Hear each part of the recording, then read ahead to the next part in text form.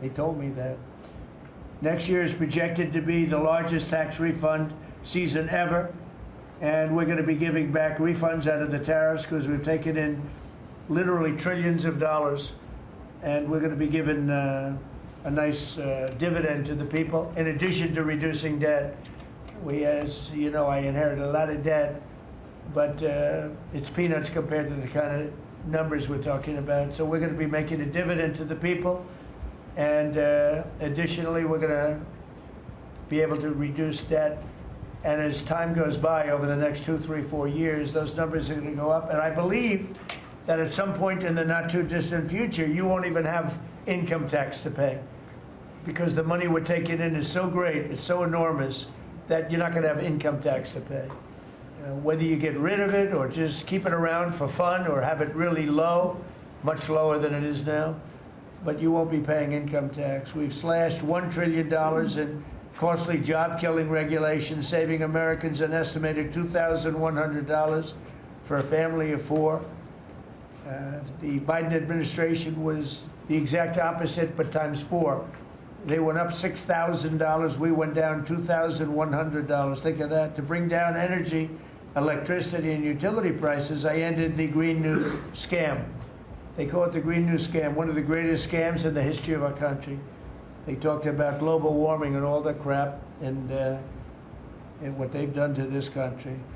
What they've done by allowing 25 million people into our country, many of whom are criminals, many of whom 11,888 are murderers, and we have to get them out, and we're doing it. We're doing it. I think what the job that our law enforcement groups are doing, Christy, you and Tom and everybody, amazing. What you're doing is amazing. I terminated the insane electric vehicle mandate, and look, some people that make electric cars weren't happy with that. But we have to do that because you have to have a choice, whether it's a gasoline-powered car, and we have so much gasoline. You know, China doesn't have gasoline. We do. And whether it's a hybrid, which really are working really well, the combination of electric and gasoline-driven. But we, you know, everybody was supposed to, by 2030, everybody had to own an electric car under the Biden stupidity. And not everybody wants to do that. I like electric cars. I like all cars. They're all good. They all have reasons. But you want to be able to go and buy what you want. I imposed historic tariffs that are now bringing in so much money that nobody's ever seen anything like it. And countries that were ripping us off, including allies, but they were ripping us off for years. I won't use the names. I won't mention Japan. I refuse to mention South Korea. I will not mention names. But they were ripping us off like nobody's ever been ripped off before, and taking horrible advantage of your country. But now we're making a lot of money. We're making a lot of money because of the tariffs that are pouring in. And it's really national security. Among everything else, it's national security. We've also rapidly turned the worst border crisis in world history. I believe we had the worst border ever in history. I don't care if you had a 4th world country. You know, we allow 3rd world country in. We would allow 4th world war countries in also. It doesn't matter. There was never a border that was as bad as our border. We allowed anybody in with no checks, no vetting. So we've rapidly turned the worst border crisis in world history into the strongest border in the history of our country, and probably one of the strongest borders in the history of the world, because we have nobody coming through. And I want to thank our people. The Border Patrol is so amazing, ICE, and I want to thank the military for the backup, because they're standing right behind them, and that was really nasty for a period of months, and now it's no longer nasty. Now they don't even come up. Nobody comes up. It's an easy job. It made your job a lot easier because they know they're not going to get through. And we take people in, but they have to come in legally. For 6 months in a row, 0 illegal aliens have been admitted into the United States. You believe that? 0. We had millions of people coming in a year, millions. Now we have 0 for 6 months, and these are given by radical left people that do the numbers. I mean, they're not doing me any favor. They're being we don't have our net numbers are unbelievable. but we had 0 people in the last 6 months. Illegal border crossings along the U.S.-Mexico border have plummeted to the lowest level ever recorded. And nobody talks about that anymore. You know, it's crazy. They don't talk about it. You'd think they'd say, well, Trump's done a great job at the border. This country is being destroyed by the border. But you always find something new, like, is he in good health? Biden was great, but is Trump in good health? I sit here, I do 4 news conferences a day. I ask questions from very intelligent lunatics, you people. And I give the right answers. There's never a scandal, there's never a problem. I give you answers that solve your little problems. You go back and you can't find anything, but you do stories about Biden was in wonderful health. The guy didn't do a news conference for 8 months. If I go one day, I had one day where I didn't do a news conference, there's something wrong with the president. You people are crazy. I'll let you know when there's something wrong. There will be someday. That's going to happen to all of us. But right now, I think I'm sharper than I was 25 years ago, but who the hell knows? By the way, I took my physical. I got all A's, everything. But they said to me, would you like to take a cognitive test? I said, is it hard? They said, yes. I said, well, I'm a very smart person. Who was the last president to take one? No president has ever agreed to take one. Because when you get into the mid-questions, meaning, 10, question number 10, 11, 12, 28, 30, they get harder and harder. And they said, would you like to do it? I said, well, no reason to do it. Nobody's ever done it. I'll do it maybe, but there's really no reason. They said, sir, the problem is this is Walter Reed Hospital. And that's a military hospital. And that means that things are, sort of open. It's not like private where you have, if you do poorly, we'll have to, probably you'll find out. I said, I won't do poorly. I'm a smart person, not a stupid person. And as the doctor will tell you, I aced it. Right, Susie? I aced. I got every question right. And these are tough questions. These are questions that I would say 99% of the people that I'm talking to right now, meaning the people from the fake news, would not do well in those exams. But I'm the only one that took it. I got every single question right. And then I read in the New York Times, is Trump sharp? Trump is sharp. But they're not sharp. That's why they're going out of business, the New York Times. I hear that they're losing so much money, it's ridiculous. They're a bunch of fakers. But we can never let another thing happen like what happened to us with a fake election, with a rigged election, where a guy like Joe Biden assumes the presidency. Because the man was grossly incompetent. And he was incompetent 30 years ago. But he was really incompetent for those last few years, and our country was put in great danger because of it. So for 6 months in a row, we had 0 people. Illegal border crossings along the U.S.-Mexico border have plummeted to the lowest level ever, ever, ever. Think of that. And the net benefit to our country is enormous, incalculable. America is strong and respected again. On the world stage, we're really respected. In fact, I went to a NATO and they were calling me the president of Europe. We're doing very well. We have a lot of respect. As you know, we have a problem with a war that our people are trying to settle now with Russia and Ukraine. We are not involved in the war monetarily anymore. Biden gave away $350 billion like it was candy. That's a massive amount of money. And much of it in cash, a lot of it in equipment. I don't give away anything. We sell the equipment to NATO. The European nations pay us for the equipment, 100% price. And then they bring it to Ukraine or whatever they do with it. But we're trying to get that settled. I've settled 8 wars. This would be the 9th. And our people are over in Russia right now to see if we can get it settled. Not an easy situation. Let me tell you what a mess. It's a war that never would have happened if I were president. Not even a chance. And it didn't happen for 4 years. We've renamed the Department of Defense the Department of War, and I thought that would be controversial. And frankly, I tell you what, I haven't met one person, there's not one person I've met that doesn't like it. You know, think of it. We won World War I, World War II, everything in between, everything before it. And then we said, let's change the name. So we changed it back to what it was, Department of War, and Pete's doing a great job. We ended 8 wars, think of that. 8 wars, but we're going to do one more, I think. I hope. I hope.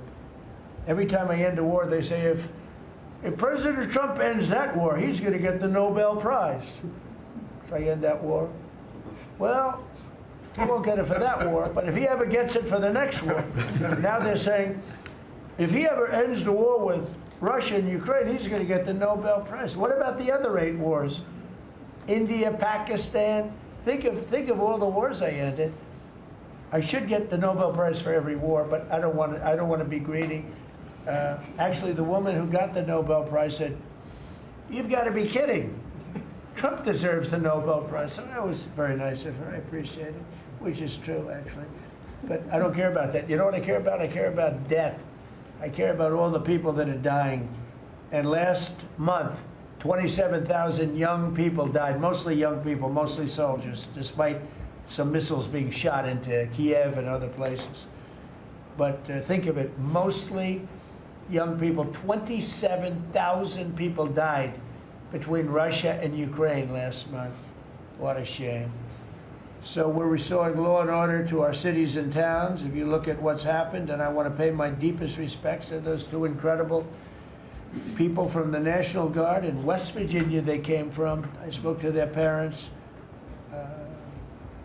Sarah is gone.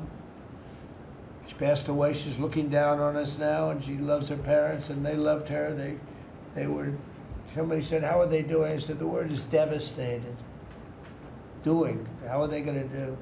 They're devastated. The rest of their lives they're going to be devastated. She was an incredible person, highly respected, top of her class, everything. She was like a perfect human being.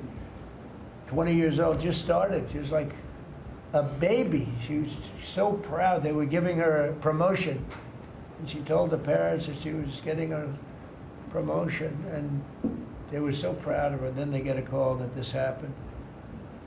And we have one young man who's fighting for his life. He's fighting very hard. I think he's probably doing better than anybody. They said he didn't have a chance. I'll tell you, the one who said he's going to live is his mother. Spoke to his mother.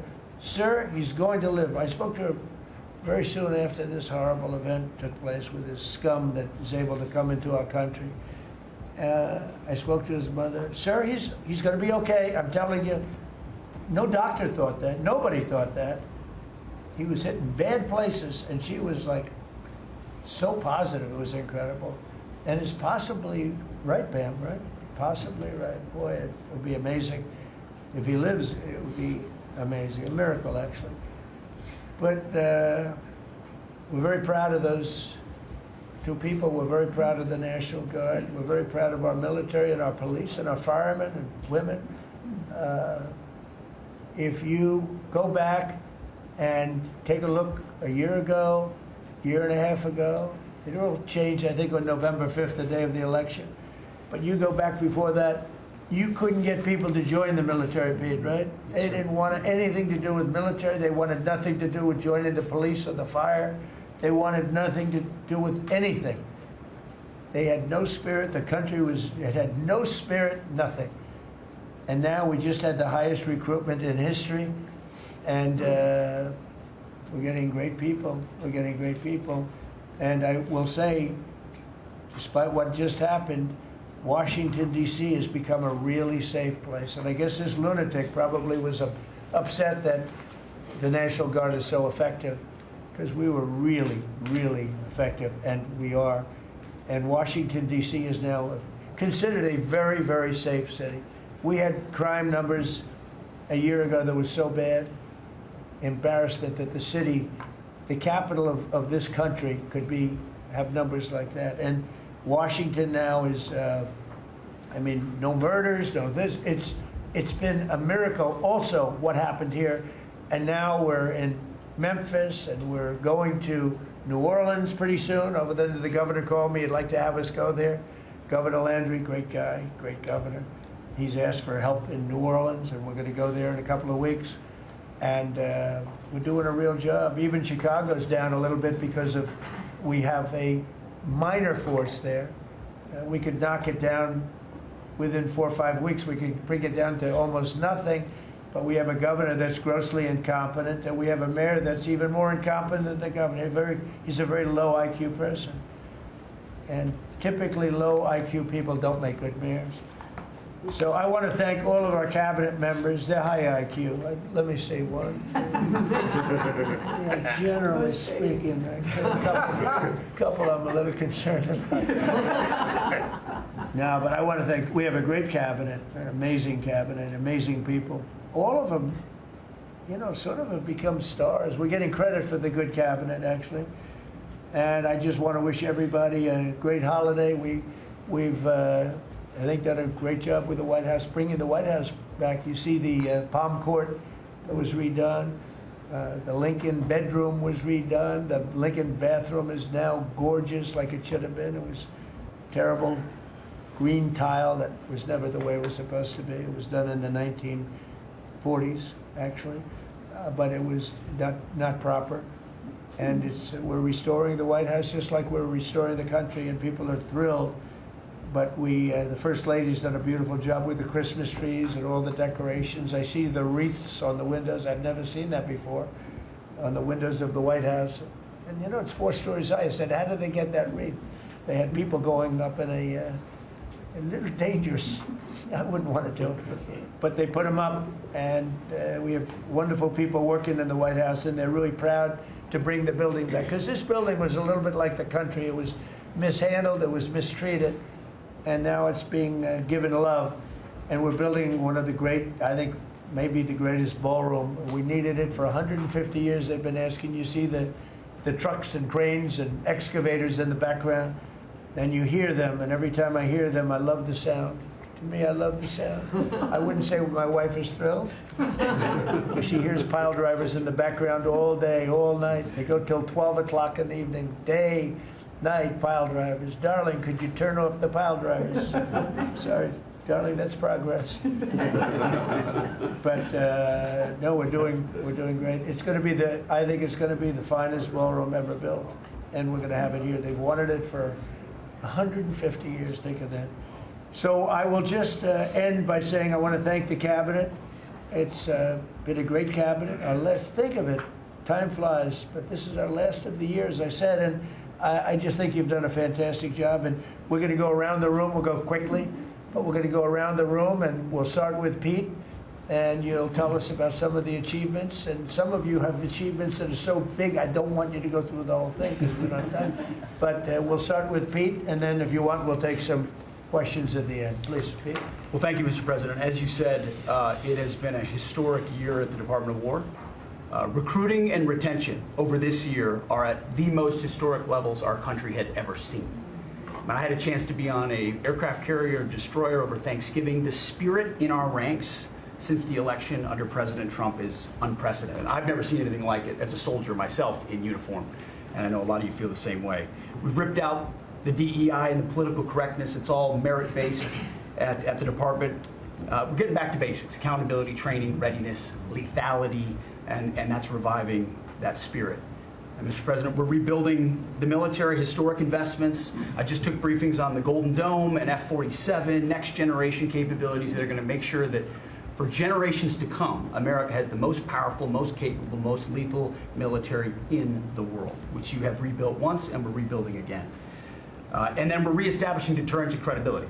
If you look at what happened, we deal with every day the outcome of what happened in Afghanistan, the debacle under Joe Biden. We just dealt with it in the streets of Washington, D.C. with those 2 National Guardsmen.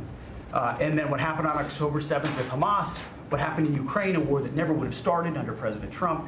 We're having to rebuild that. So whether it's freedom of navigation and taking the fight to the Houthis, whether it's Midnight Hammer, those beautiful B-2s going 37 hours back and forth, undetected, delivering with precision, and Iran not getting nuclear capabilities, Europe and NATO stepping up to 5%, locking down our southwest border. It's been an honor to work with Christy and Tom and everyone else down there to lock it to 0, operational control of our border.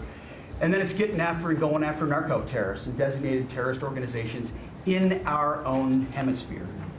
As I've said, And I'll say again, we've only just begun striking narco boats and putting narco terrorists at the bottom of the ocean because they've been poisoning the American people. And Joe Biden tried to approach it with kid gloves. And allowed them to come across the border, cartels take over community, 20 million people, hundreds of thousands of Americans poisoned. And President Trump said, no, we're taking the gloves off. We're taking the fight to these designated terror organizations. And it's exactly what we're doing. So we're stopping the drugs, we're striking the boats, we're defeating narco terrorists, and we're standing. And you may say one thing, that drugs coming in through the sea by sea are down 91%.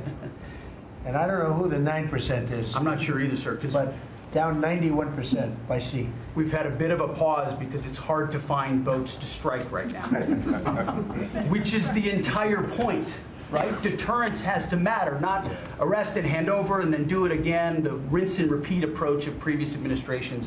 This is meant to get after that approach. And I will just end by saying, as President Trump always has our back, we always have the back of our commanders who are making decisions in difficult situations, and we do in this case and all these strikes. They're making judgment calls and ensuring that they defend the American people. They've done the right things. We'll keep doing that, and we have their backs, Mr. President. Good job. Thank you very much. Howard? So we set out to stop the ripoff of the United States of America. This is about global change of trade. We've been ripped off since 1945 when we set this policy.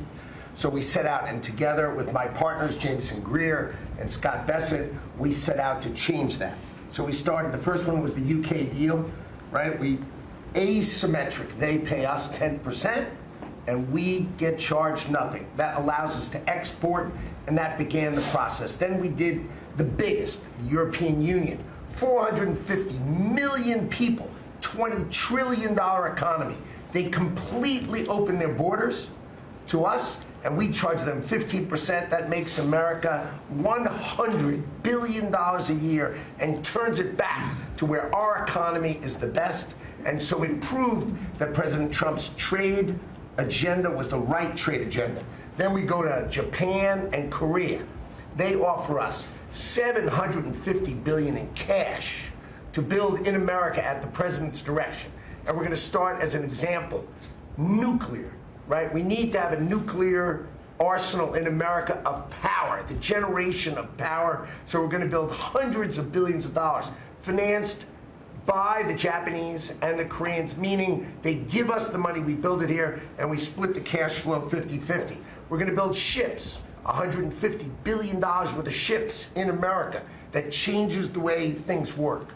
Right? After those trade deals, then you go to how are we going to reshore? Right? Let's start talking about the auto industry, right? We've been competed against by Koreans, the Japanese, the Europeans. We're kicking our tail. President Trump changed it. 25% tariffs, bring it all home. This year, General Motors stock up 40%, Ford up 34%, and on the same day that we announced we had set all the tariffs, Sean Fain, the head of the United Auto Workers, called and said, I can't believe I'm calling a Republican Secretary of Commerce to tell the president that this is the greatest administration for auto workers in America. Stocks up and auto workers up. That proves that President Trump understands how to take care of the whole ecosystem, both the companies and, more importantly, the people who work there. Semiconductors, right? We didn't build any. The Biden CHIPS Act was a $60 billion giveaway, right? We've now turned that. $300 billion is committed to America. That's going to go up to $750 billion in the next 60 days, right? And then you go to pharmaceuticals, right? $250 billion being invested in America, and then working together with Bobby Kennedy, right? Pounding away on that MFN, working together as a joint team. They're coming to over $250 billion and cutting prices in half. We did the golden share of U.S. Steel to make sure the Mon Valley is protected. Intel gave us 10% of the company, make tens of billions of dollars, right? And the last thing I will say is a year ago today, I was working on transition with President Trump, right? To build the greatest cabinet ever for the greatest president ever. And I, as I sit here today, I can't be more proud of how you did it, sir. You've created the greatest cabinet. It is a joy to be at this table. You know, one thing we will mention, so they came to see me from Intel, and they had a problem. I said, look, we'll fix your problem, but I think the United States is entitled to 10% of your company. And the chairman looked at me and he goes, you have a deal. Tell them, how much money have we made since I made that deal? It's only 40 billion. 40 billion. We made $40 billion. That was, what, 3 months ago? Does anybody write about it? Nobody writes about it. That's okay. Mr. Secretary, how we doing with transportation? Well, Mr. President, so just quickly on aviation, many of you have heard that we have an infrastructure made of copper. We have to transition to fiber. The last administration said it was going to take more than 10 years to complete the transition from copper to fiber. They had no plan to actually do it. We have already completed a third of this transition from copper to fiber. Now it's going to take longer for us to go from analog to digital. By the way, the rest of the world transitioned 20 years ago from analog to digital. We are just going to do that at the FAA right now, but we're buying new radios. We're going to buy new radar. By the way, those radar are going to be made in America, Mr. President. This phase of the operation will be completed by the time you leave office. It's 3 years. I do need another $20 billion, Congress, to start the second phase, which is really important, and we'll try to get that done also in that 3-year time period, but we need the money, critically important. With regard to commercial driver's license, I think we've covered a lot the crashes that have taken place around the country, and what we found is there have been states that have issued commercial driver's license to foreigners, and they've gone through sham schools, and they're not safe on American roadways. And so, in partnership with Secretary Noem, we have driven those numbers down. We got California, Gavin Newsom, to revoke 17,000 unlawfully issued licenses. We've closed down half of the fake schools that give out these fake licenses, all critically important. Governor Tim Walz of Minnesota gave 33% of these licenses unlawfully. People that should never have a driver's license driving a big rig on American roads, endangering the American people, shameful. We've cleaned up Union Station here in D.C. per your directive. We're going to rebuild Penn Station in New York. We're going to break ground at the end of 2027, get that project operational. And, you know, Mr. President, a lot of us, I fly commercially, I fly back by the bathrooms. I don't know why that happens. They put me in the back. You know, we've asked Americans to bring their better selves, to bring civility back to travel, to say, listen, let's say please and thank you. And if you have someone's pregnant on your flight and you're as strong as Pete is, well, pick up the bag and help her put it in the overhead bin. Let's be nice to each other, is what we've asked. Maybe not wear pajamas or slippers on the airplane. And I think it's been received fairly well, and I think we can all have a better travel experience when we do that. And just the last point I'll make is there was a big football game where the Merchant Marine Academy that falls under DOT actually beat the Coast Guard with Kristi Noem. We beat them by 1 point, and so we're very proud of that. And so well done, Kings Pointers. So a little bit in a nutshell, we're rebuilding the air traffic control. Under boot edge. That was supposed to be boot edge. Who's another grossly incompetent person? He'd get in his bicycle, ride to work, and he was just terrible. What they do is they take the fiber optics and they take fiber trying to hook it into copper, and fiber and copper don't mix. You can't do it. But people knew that for the last 30 years since they started doing the fiber. And they spent billions of dollars, and it didn't work. And you saw that by the helicopter crash. You saw that by Into the Plane. You saw that by a lot of things. So we're doing a brand new air traffic control system, and it's going to be the best, and it's going to be from top to bottom. And we have the 3 top companies in the world bidding on it. And it's going to be one bid, and we're going to have one company responsible, and it'll be the best system. And it's going to make this. Look, our skies are safe. Otherwise, we wouldn't let people fly. But we're going to have the safest skies. We're going to have the best system anywhere in the world. We're also going to rebuild Dulles Airport because it's not a good airport. It should be a great airport, and it's not a good airport at all. It's a terrible airport. It was incorrectly designed with a good building. Actually, it's got a beautiful terminal. Saarinen was the architect, one of the greatest architects in the world at the time, a great architect. And so they have a great building and a bad airport. But we're going to turn that around, and we're going to make Dulles Airport, serving Washington and Virginia, Maryland, etc. We're going to make that into something really spectacular. We have an amazing plan for it, and other things. But you're doing a really good job. I appreciate it. The people movers of Dulles, we had a crash recently.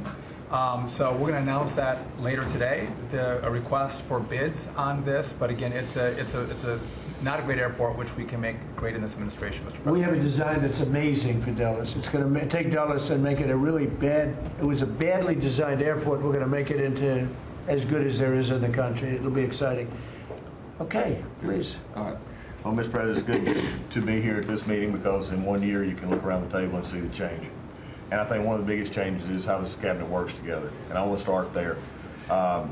There's often been said, I found out some things this year that I didn't know, that the Department of what was Defense, now Department of War, and the Veterans Department had never really communicated. Now, we're fraternal twins, in a way. Pete and I are. He lifts better, I'm better looking. But in the looking at this, I mean, he brings them in. He keeps them for a number of years, up to 20 or longer, and then they come in to what the country is committed to our veterans. And if you don't have both ends working correctly, then recruitment lags, morale lags, and we've been able to work and fix a great deal of that. I didn't need to change our name, but I did do one thing. I put the veteran back first at the VA. And we did that in 1 year. How did we do that? We started taking things that have been neglected for a long time and put them back. We had a backlog in which we've dropped over 160,000. We're not talking year-to-year change at the VA. We're talking 5-6 year. We have to go back 5 to 6 year prior COVID numbers to see the change of backlogs that are now reduced. We do it in 6 months instead of the long time it took. In fact, it grew under the Biden administration. It shrank over 160,000 under us. ŞİMDİ, which is a program we have, has basically been back to day to day. It was at a terrible state, which delays and claims and everything's going on. We've got that back. We're doing things like taking a new look. I have one question that I ask when I go to my hospitals, which probably over 170 hospitals, 1,200 clinics, and I ask the people one thing, Mr. President. I said, what are you doing right now that if you were just honest and I wasn't standing here, you say, this is stupid? It's been amazing what we've gotten, and the feedback that we've had. We've been able to change how we do credentialing, how we do privileging, how we do hiring. We're all working through that, and it has all made a difference for our veterans as we go forward. CNP exams for veterans out there listening. If this is the one where disability claims, where they say, well, let me send you to a doctor to make sure. Most of the time we have that already in the record. We're working now to where those could actually be changed, where we just look at the record and not have to send them to the doctor. That's almost a $3 billion savings that we can let, and also not taking what the veterans get. We're also getting ready to announce here pretty soon a reorganization that's going to bring our hospital system organizationally in line with the 21st century. We are the largest healthcare organization. It's about time we acted like it, Mr. President. You gave that leadership. We're going to do it. And also one thing, community care contracts getting ready to go out. It's one of the largest contracts in the federal government, but it does exactly what you and I have talked about before, making sure that our veterans can get care in the system or in the community, wherever they want it. We're getting ready for that. Now I have one thing for all the press who really enjoyed the first of the year, saying, oh, you know, they're going to cut all these jobs, 80,000 this, 80,000 at the VA. Mr. President, every success that I just gave you came after the fact, or pretty much after the fact, that we had 30,000 take early retirement. Early retirement, no risk, although you reported it as loss and risk, you can't help yourself. 30,000 took the retirement.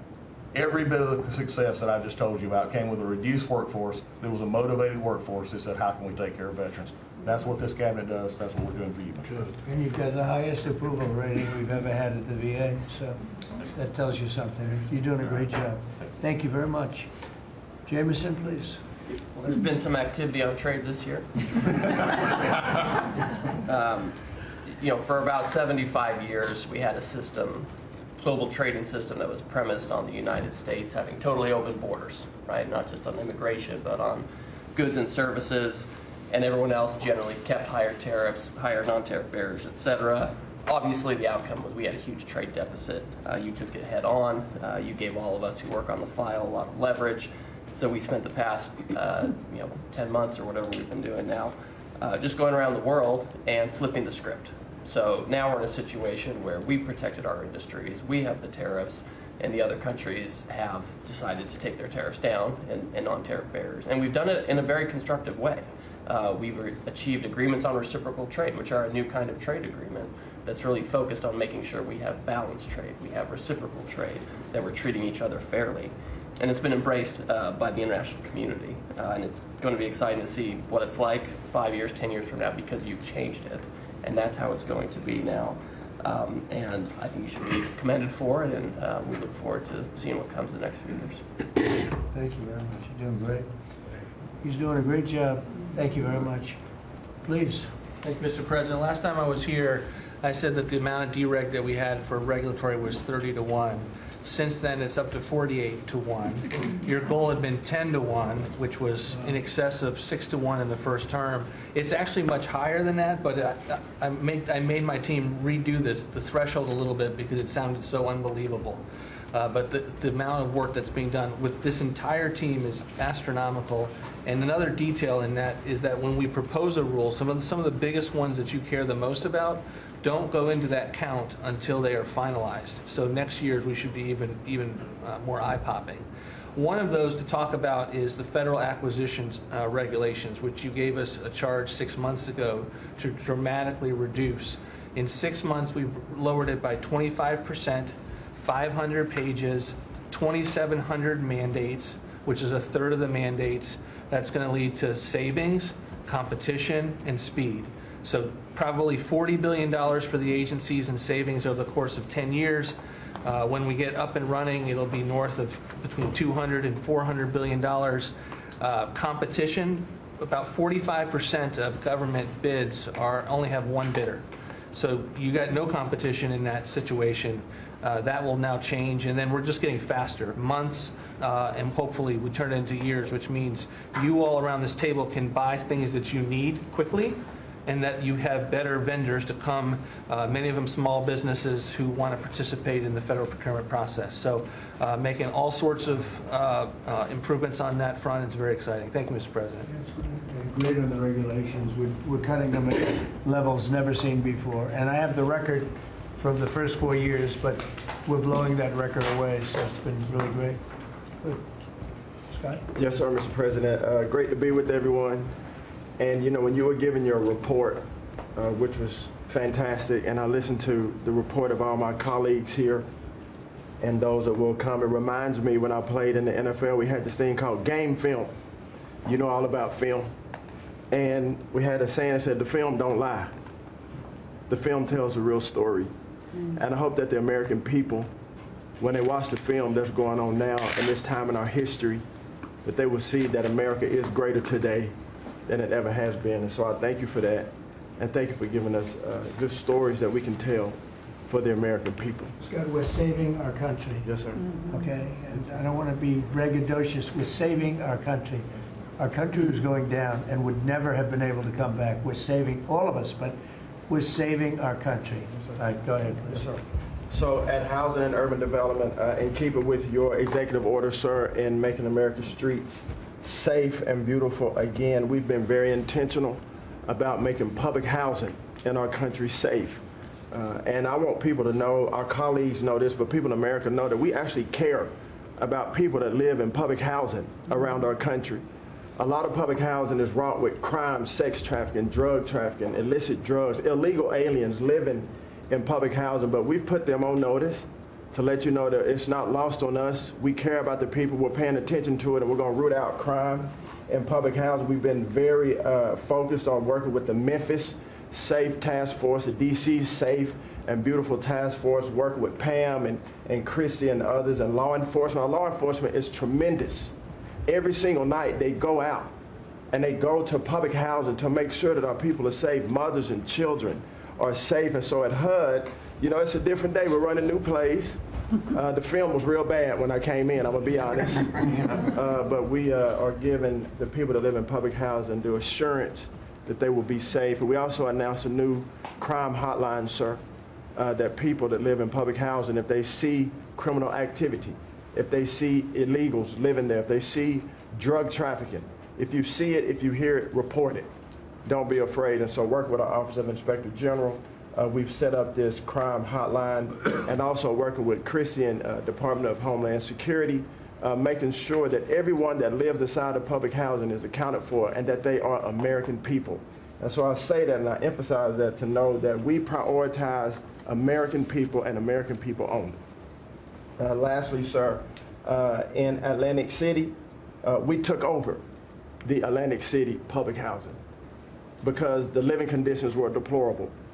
And they have people that have been living there for 3 generations, and they were being treated very bad.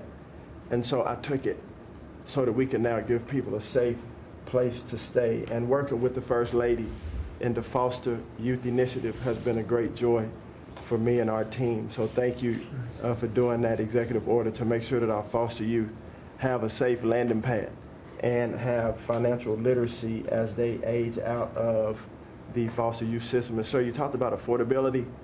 HUD has supported over 1 million Americans in home ownership and affordability, and over 560,000 are first-time home buyers. So I hope that the press will write about that good news, that 1 million people are able to own a home and to refinance their homes. And sir, we are moving our building from DC to Alexandria, Virginia. So thank you for your support. We're going to save the American people about $500 million. So that's my report. Thank you, sir. Thank you, Scott. Well, coming off of Thanksgiving, moving towards Christmas, I think it's the season of Thanksgiving, and 2 words for me are gratitude and joy. Gratitude to you for, as Howard said, bringing this team together. I say it a lot, but I'll say it again, that this is like family at this point, and I don't know that there's ever been an organization like this, at least a government like this, in the history of our country.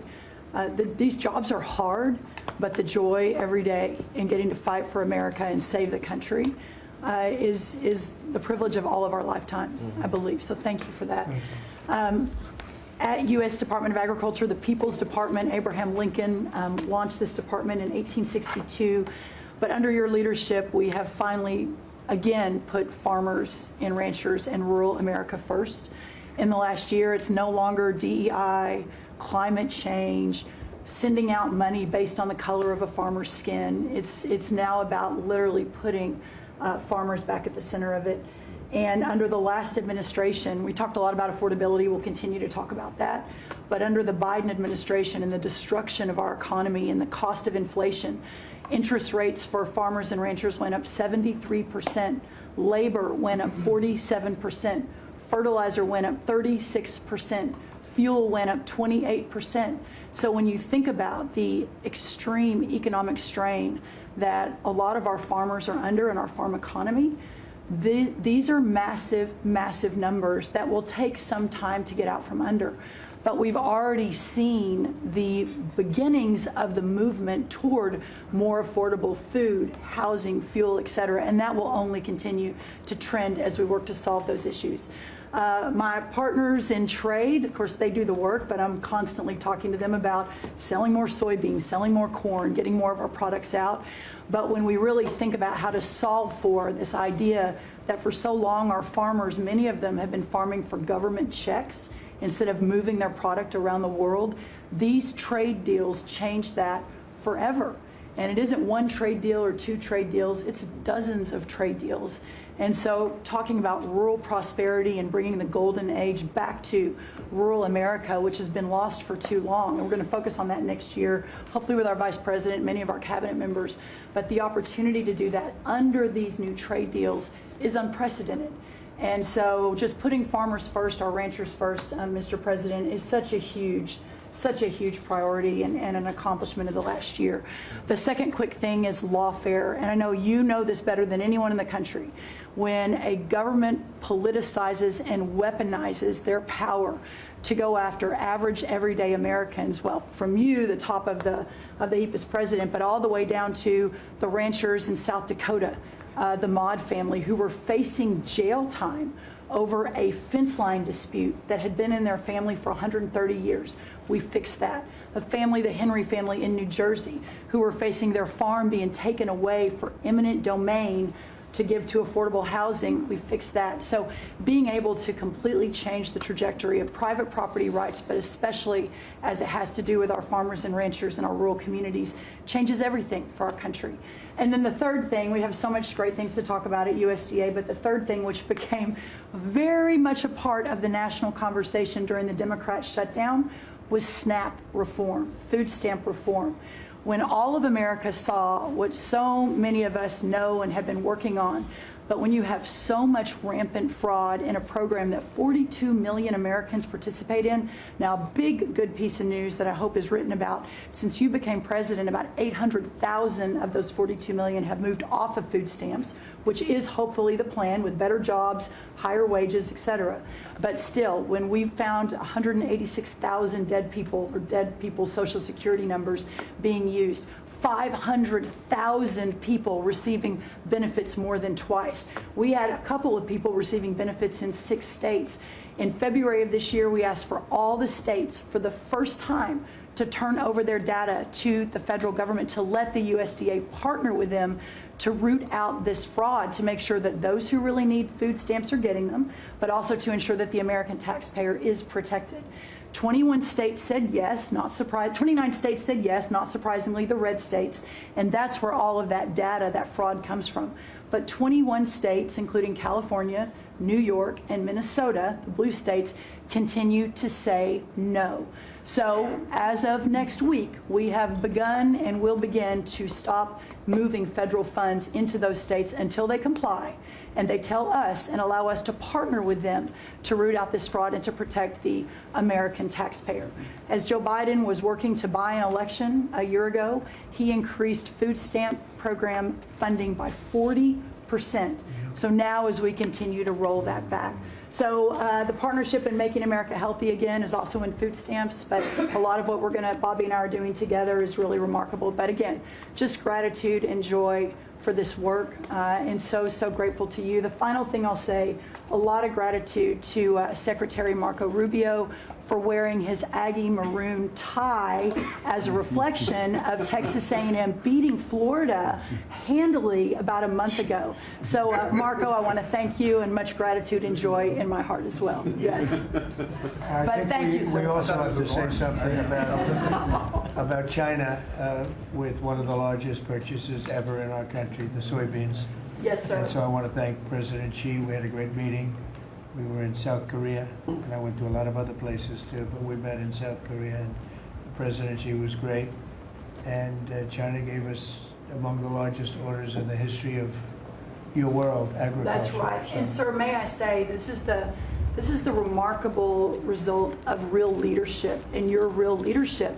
Just a couple of days ago, China announced that they were going to halt all purchases from Brazil because they had found some irregularities in some of the soybeans they're buying from Brazil.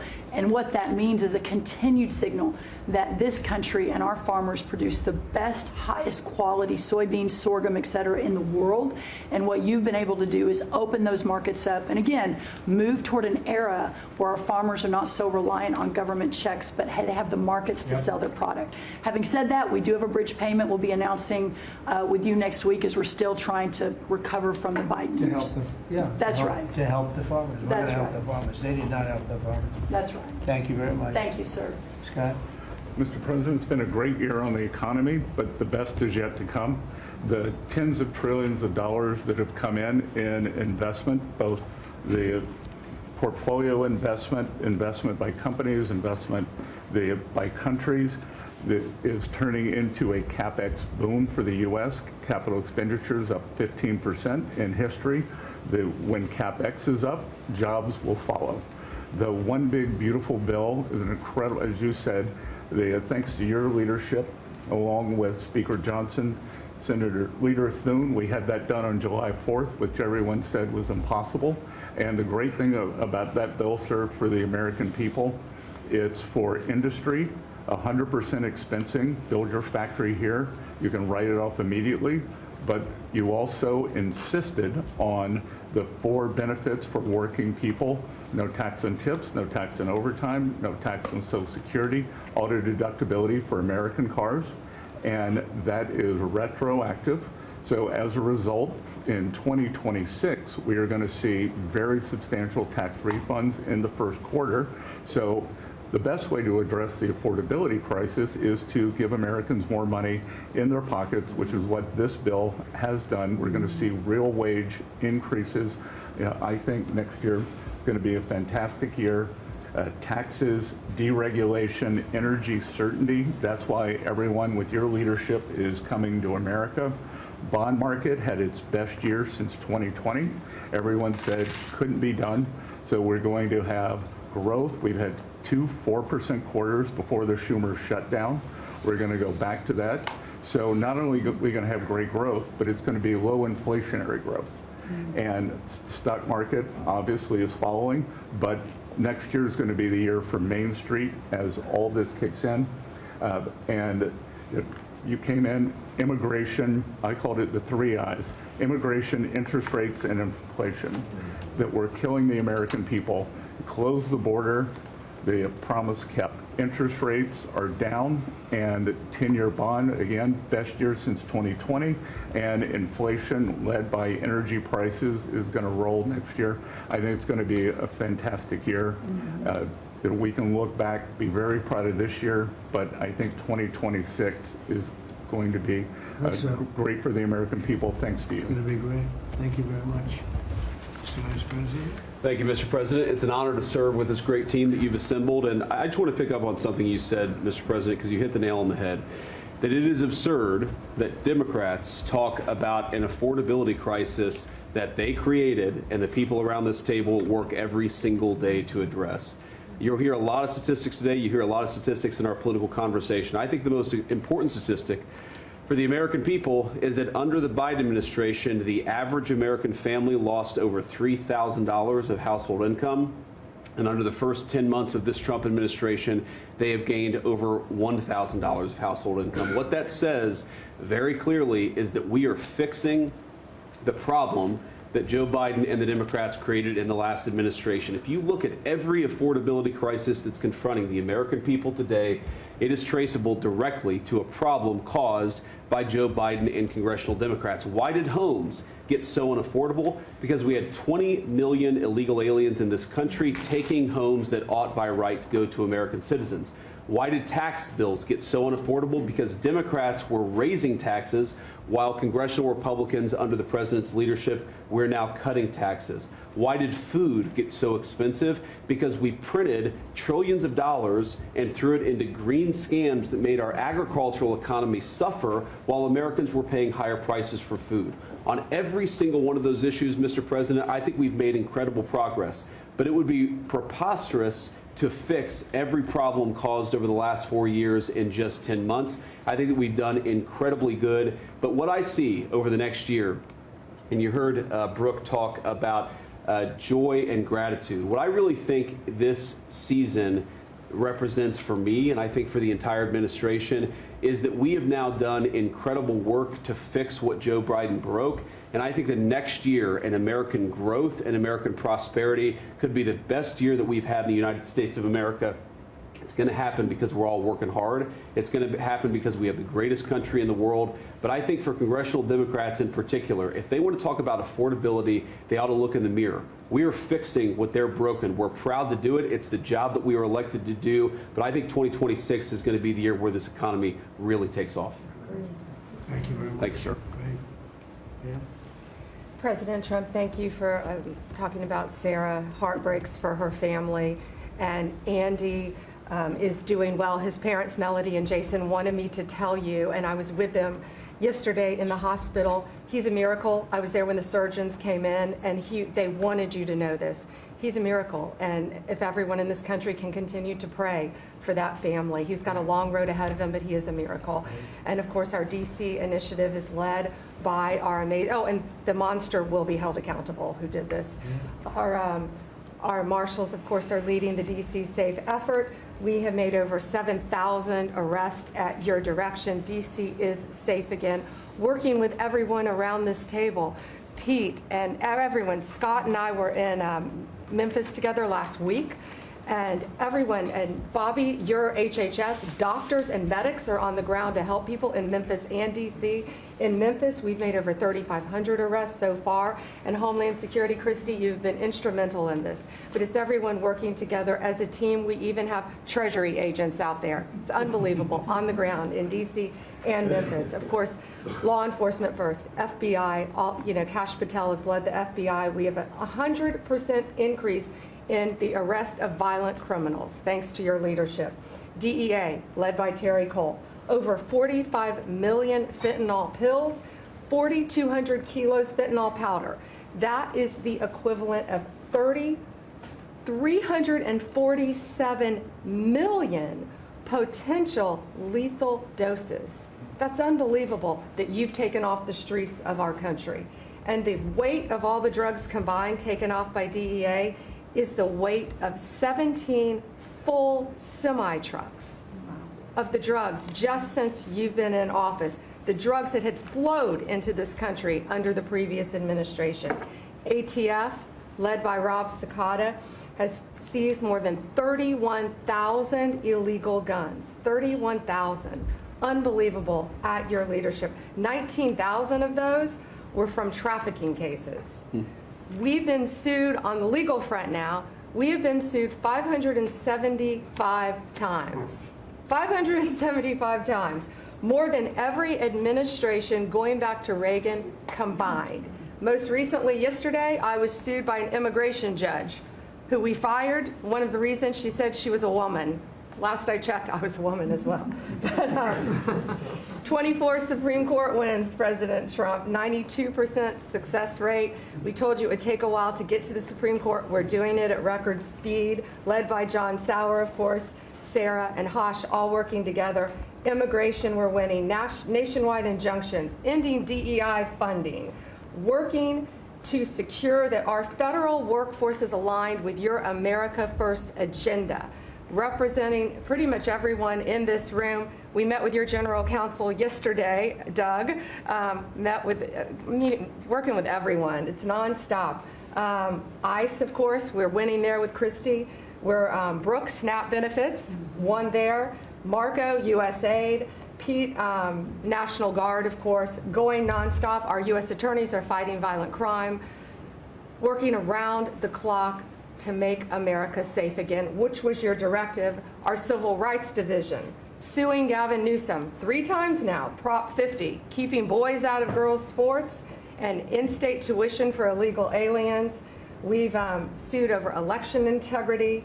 We are litigating major universities with Linda. Thank you, our Civil Rights Division, for everything that you've done to end DEI in our schools. Our Civil Division fighting sanctuary cities every single day. And of course, our Antitrust Division with Google, major settlement. Our attorneys are working on terrorism, TDA, MS-13, Antifa, President Trump. We've charged more than 500 defendants with assault on federal officers thanks to your directive. And also, we have dropped countless cases against Americans that were prosecuted under the Biden administration, including J6, COVID, FACE Act, and more. And as everyone knows, we cannot talk about pending grand jury investigations, but no one is above the law, and that includes what happened in Arctic frost.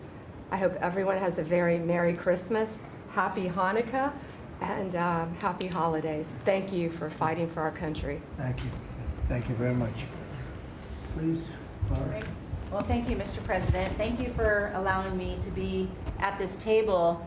When I came on board, I knew really none of you in this last year, and it's been a year, Mr. President, since I've had the pleasure to serve this country on the workforce. Everybody said the Department of Labor would be quiet, fly under the radar, you won't have to do too much. Absolutely not, because you made the American people realize the American dream is real for the American workforce. And it's been under your leadership, Mr. President, that over 2 million jobs that has been created since you started have been native-born workers. And that is the difference between this presidency, this administration, as opposed to the Biden administration, where mostly foreign-born or federal government jobs. And I think through the private sector, over 2 million jobs of native born. And so the Labor Department has wasted no time in putting that into action with our Make America Skilled Again, either grant dollars, but the intentionality of the apprenticeship program, 1 million active apprentices across this country. We have done over 250,000 new apprentices so far in the first year and registered over 2,000 new apprenticeship programs. Why do we need the apprenticeship programs with the men and women in the trades? Because of the leadership of onshoring and reshoring, and have a lot of these companies reinvest in America. We have to build this country. We cannot do that without the tradesmen and women and the craftsmen of this country. And I think that, you know, Howard and I, we talked about that from the beginning, and we're going to have to lean in on that because we need the labor force, 700,000 new skilled jobs with electricians, construction workers, machinists, and so forth. And as I traveled with the Vice President as well, we see that on the manufacturing floors of this country, they're in desperate need. The Department of Labor are going to get the workforce skilled again. Working with Secretary McMahon as we move a lot of the education out to our respective states, we are now working together, and we have deployed $86 million in investments, and a lot of that is in AI infrastructure jobs to have our new workforce proficient and literate in AI if we're going to continue to lead the AI race, and we're working on that. And the Department of Labor is now creating and will soon launch the AI infrastructure and workforce hub, which we will be able to track that metrics to see exactly if these dollars are going correctly. Integrating education and workforce with, obviously, Administrator Leffler and I are on the road a lot together because we're talking about Main Street as well as a lot of the manufacturing jobs, and how we're being an ally to our businesses as opposed to an adversary. For far too long under the Biden administration, we were adversaries to our business owners, and we want to give them a leg up always and make sure that we're paying attention. And we want our workforce to be educated. We do not need the numbers that we have seen across this country where our 4th through 8th graders cannot do read, write, or do any math, and they are our future workforce. We have to depend on the American worker first. Also, lowering healthcare costs in line with the executive order. I'm working with Treasury and HHS, and rulemaking is underway to expand healthcare transparency and make pricing more affordable for our employers who offer these to their employees. Promoting retirement security. The department rescinded the Biden administration's guidance that restricted the use of crypto in the retirement investments, and we're seeing more and more of that, where we also rescinded the supplemental statement that discouraged the fiduciaries from considering the alternative assets for 401ks, and that will also come through the Department of Labor, that rulemaking. Ending abuse of cheap foreign labor at the expense of the American worker. We launched over 200 investigations into companies who will have abused and or fraudulently against the American worker. So Project Firewall was released. Thank you, Mr. President. We want the trained workforce, but we will root out the fraud and abuse, and we'll protect the American worker first. And slashing the job-killing regulations. The department has rescinded discriminatory DEI practices, and I will tell you, reducing compliance costs for businesses, as it was for DEI, has saved American businesses nearly $1 billion this year by just getting rid of DEI for that compliance cost that they've had to do. So, Mr. President, continuing to skill the American worker, the American workforce is going to be my mission. We have to do it faster. We have to do it quicker. We have to build so that the American people can realize that American dream that you have laid out so eloquently. And it's an honor to serve under this administration and to talk to the American workers who believe in the American dream again, the pride on their face, the pride of the American worker, the skilled men and women who build with their hands. It's an honor. So thank you, and Merry Christmas. Very good job. Thank you very much. Chris? Mr. President, I am honored and frankly inspired to sit at this table with this incredible team of leaders that work every day for one and only one constituency, the American people. Not this group or that group, the American people. The price of energy is very much on the mind of Americans. The biggest determinant of the price of energy is politicians, political leaders, and policies. That's what drives energy prices. Under your leadership, what we've seen in the United States is just a steady drop in the price of gasoline, a huge consumer cost for Americans. As you mentioned early on, well below $3 a gallon right now and trending downwards. There are a number of stations in the heartland of America with $1.99 signs flying today. That's simply impossible without the leadership and changes you've brought. Now, of course, you can go to California, where the average price of gasoline is between $4.50 and $5 a gallon today in California. That's just bad political leaders there and bad policies in California. And taxes. And taxes. Taxes they charge on gasoline are just insane. Terrible. And electricity prices is a very parallel story, but it's a bigger moving ship, so the changes are a little bit slower. But Americans are outraged at a roughly 30% rise in the average price of electricity across this country. But everything we are doing together is going to reverse that. Not just stop the rises, but start a downward trajectory in electricity prices. And I can say that with confidence, not because we think these policies will work. We know these policies will work, and I'll get to that in a second. We're going to stop closing power plants. We've already done that, of course. Stop closing the coal power plants and natural gas plants that were shut down. We've got over 30 gigawatts of generators just sitting there today, not allowed to run. Well, of course, we're fixing that immediately. We're going to bring on from our existing grid tens of gigawatts more capacity that'll drive down the cost of electricity. But if we look at the last 5 years to see what works and what doesn't work, the most Trump-aligned policies in the electricity sector were by, no surprise, one of your cabinet members, Secretary Burgum, for 8 years governor of North Dakota. Over the last 5 years, production and demand for electricity in North Dakota grew 35%.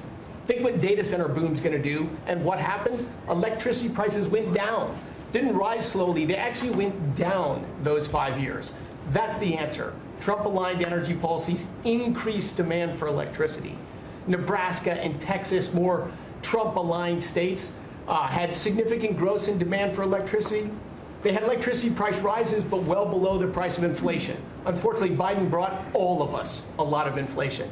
If you look at the other end of the spectrum, California, New York, Massachusetts, Connecticut, Maryland, I could go on. What happened in those states?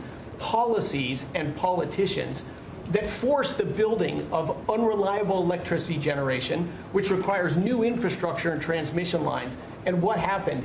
Today they produce less electricity than they did 5 years ago. A lot of spending money and less electricity. What does that mean? Of course, much faster rises in the price of electricity. Blue states have had 1.5 times faster rise in electricity prices than red states. Red states alone, less than inflation. We need to bring those policies. You are bringing those policies to the national level. We hope the blue states will come along with us, but your policies are going to start the decline of electricity prices nationwide under your leadership by just bringing back common sense. So thank you for allowing me to be part of this team.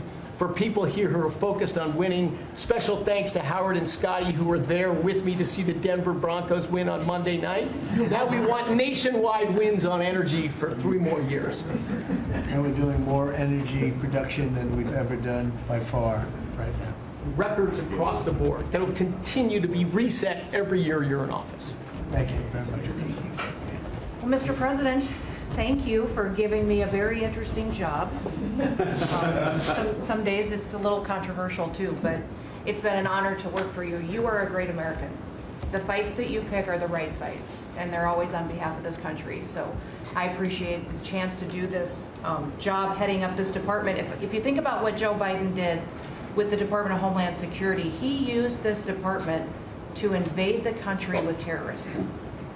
He opened up the borders, let anybody come in that wanted to. He put them on airplanes. He let them through our airports. If they could figure out a way to get to our shores and in our country, he just opened the door and invited them in. So it's our job to get them out. And I want to thank you for this team, because I look around the table and I think every single person here has helped me do my job over the last year. They've supported us at the border and given us resources. Marco negotiates all the travel documents and relationships with other countries to take their people home. 2 million people have gone home already. The people that were here illegally you've removed from our country and sent home. And we're going to send more home for the holidays too, and make sure that they get to be with their families in their countries. Yes. Mostly the bad ones. That's right. Pam, Focus is the bad ones. That's right. And there are a lot of them. Terrible, horrible people. And Pam makes sure she's fighting for us in court so that we can get up every day and be bold. We're going to hire our 10,000th ICE officer. Will be on the job within 10 days. So we have hired 10,000. We've had hundreds of thousands of applications. We've got within the department, TSA went through this government shutdown without any delays. They all showed up for their shifts and worked hard doing security. And they have been absolutely fantastic. Sir, you made it through hurricane season without a hurricane. Yeah. And so FEMA, you kept the hurricanes away. So we appreciate that. And FEMA is deploying resources and dollars 150% faster than ever before. So if somebody does have something bad that happens to them, you are immediately there helping them and telling them they have the resources to get back up on their feet. So we have built and deployed hundreds of miles of border already. You have cut the fentanyl flow over the southern border by over 56%.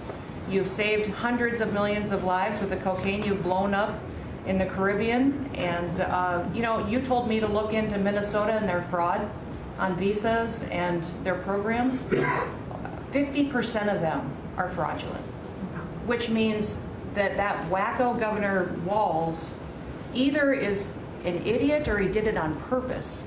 And I think he's both, sir.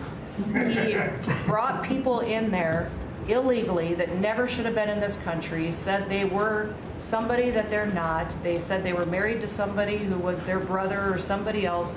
Fraudulent visa applications, signed up for government programs, took hundreds of billions of dollars from the taxpayers, and we're going to remove them and we're going to get our money back. And we're going to, this next year, make sure that we only put people in leadership positions in this country that love this country and have its back. So thank you for letting us get up every day and have a purpose. We Thank you appreciate very it. much. Thanks, Chrissy. Appreciate it. Mr. President, you're exactly right. We are saving this country. We're doing it one Main Street at a time, and we're doing it at record speed and at record levels. Under your leadership, small business optimism, according to the U.S. Chamber Index for small businesses, has reached an all-time high in the history of that index. So on Main Street, the economy is coming back thanks to your leadership, thanks to getting Biden inflation under control. Small businesses' number one concern right now is finding skilled labor, and that's why Secretary Chavez DeRemer and I have entered into an MOU to speed that workforce to small businesses that under this administration are now at record levels. 36 million small businesses have now taken on board, for the first time in the SBA's history, $100 billion. That's $45 billion in small business lending at 85,000 small businesses, most of that under your term, and $52 billion out to small business investment companies. So we are running this agency like the best run bank in the country. We are growing small businesses across Main Street, and we're deregulating to the tune of $100 billion, working with all my fellow cabinet members. And thank you for putting together the best cabinet in history. Iron sharpens iron, and thank you for bringing such a strong leadership group together. And then finally, I've walked factory floors from Alaska to Maine, and the workers, the small businesses, most manufacturers in this country are small businesses, 600,000 of them.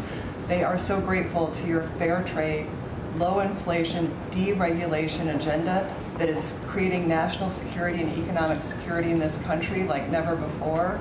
And so I want to also finally thank you for bringing faith back to the White House, to this administration. I want to thank Brooke for hosting the Cabinet Bible Study and invite everyone tomorrow to Bible study and making this country something that we can be so proud of under your leadership. And I am so blessed and honored to be part of this team. So thank you, Mr. President. Thank you very much.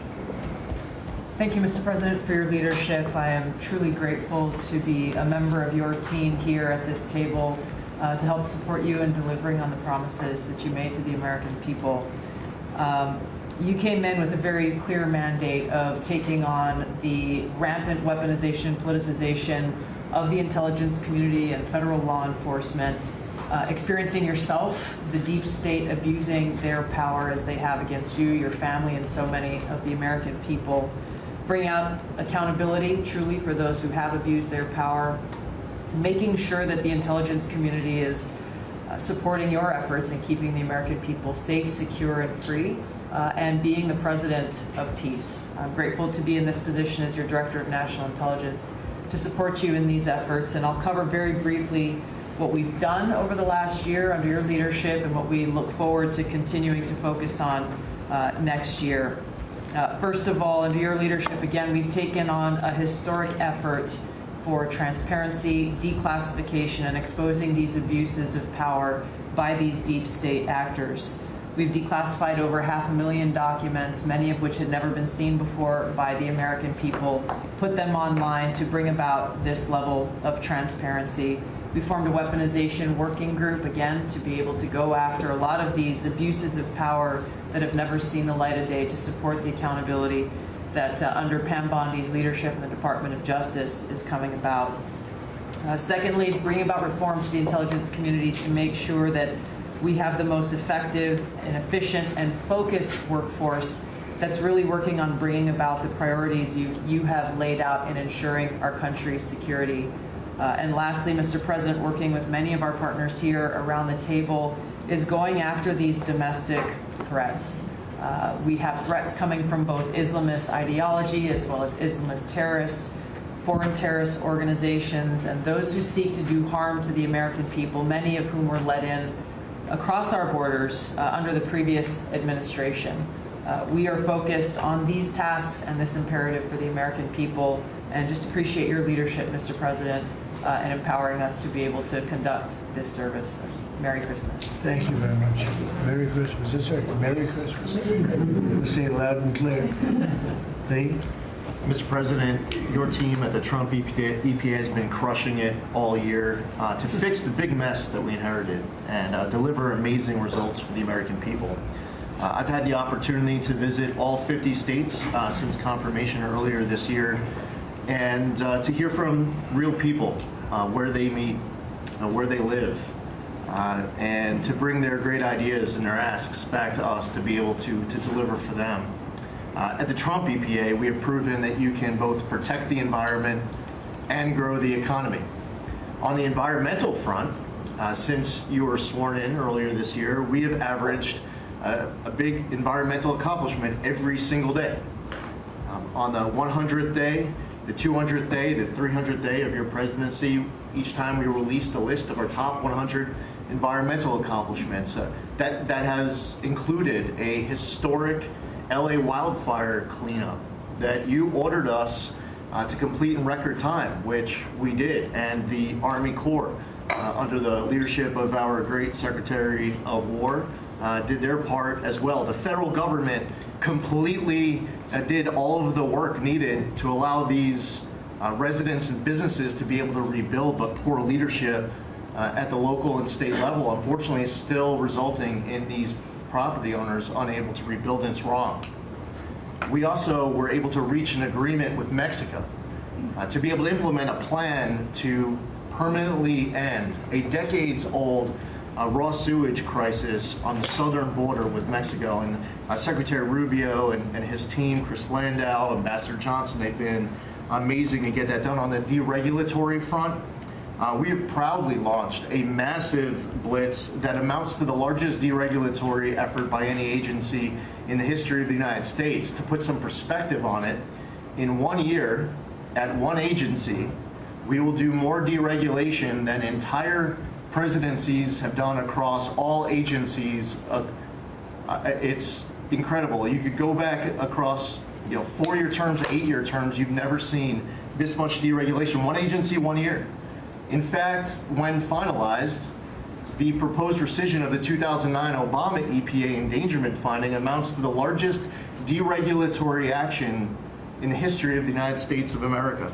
From fixing the agency's definition of waters of the United States, which is important for our farmers, our ranchers, and other landowners, to the effort to end electric vehicle mandates and promote consumer choice, eliminating regulations designed to eliminate entire sectors of our energy economy. We're thinking big and we're delivering big.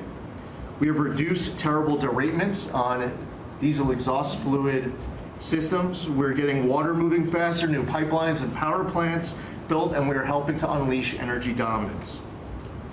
Mr. President, on the operational front, we have significantly reduced the size of the agency workforce, and we are accomplishing more with less. It's all about priorities, and our focus is on fulfilling our statutory obligations, helping to fast-track project approvals that were taking way too long, and closely following the law, as well as key Supreme Court decisions like Loper-Bright to overturn the Chevron doctrine. We inherited massive backlogs that we've been eliminating all year long. We've been implementing your executive order to end COVID-era remote work. We consolidated real estate, canceled expensive media subscriptions, and closed a Biden EPA museum that none of you knew even existed. I'm sure none of you actually visited.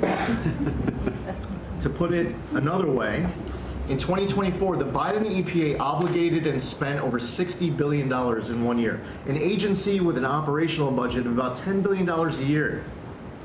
In their own words, caught on camera, they were tossing gold bars off the Titanic, wasting precious tax dollars to pay off well-connected Obama and Biden officials. And they were doing it without any apology or regret. The Biden EPA, in fact, was amending grant agreements just days before you came into office to reduce agency oversight. But this year, 2025, at the Trump EPA, similar theme that you'll hear from everyone around this table. With our actions canceling wasteful grants and implementing other measures just mentioned, we have saved $30 billion. They spent over $60 billion. We have saved over $30 billion. The bottom line, by the way, is that the Green New scam is dead. It's a new day at the EPA where we will protect the environment and grow the economy. We will deliver on the Trump mandate every day. And we will fight with just one constituency front of mind, and that is the American people. Thank you, Mr. President, for being willing to take a bullet for this country. And if you were to ask me what I'm grateful for, whether it's a Thanksgiving, it's a Christmas, a Hanukkah, a New Year's, any time of year, the fact that this president, after 4 years serving in office, he could have just left it in the rearview mirror and went on to really enjoy retirement. But he is willing to take a bullet for all of you tuning in at home because he believes in his flag, our freedom, our liberties, and to save the greatest country in the history of the world. So I'm grateful this holiday season for you, Mr. President. You're willing to take a bullet for all of us, and by all of us, it's the American public. Thank you. Thank you. Mr. President, good morning, everyone. Well, in spite of the fact that your charge to me is to fire myself, we've really been incredibly hard at work making sure that we can return education to the states. And as I sit and listen to all the emergencies that we are addressing in this country, from the economy to our borders to everything that we're doing, I would say, sir, that if we do not fix education in our country with this hard reset that you are expecting, I think the greatest national emergency we could face is our education. Because if we are not going to educate our children, we're going to continue to fall behind the rest of the world. When there are only 30% of 12th graders, 8th graders, and 4th graders that can read at proficiency level, that is an incredibly harsh statement to make about our country. And you told me when you first were elected president, and you looked at, I think, right after you took office, the first NAEP scores, which is Nation's Report Card, came out and showed how far down we were in educational proficiency in our country. And not only the NAEP scores, but the international scores as well showed us about third from the bottom. You told me you were not only embarrassed, but you were angry about this, and that we had to do something to change this in our country. And we took a hard look at it, and you absolutely said the bureaucracy of education in Washington is keeping its thumb on preventing growth what we should have, because it's best handled at the state level. Letting states put their programs in place, and some states are going to do it a lot better than others. But it's not going to happen from Washington, D.C. And when I hear things like, well, with no disrespect to any other country in the world that have really great programs, Germany, Sweden, Norway, we'll hear about this all the time. Point of fact is, they're this big.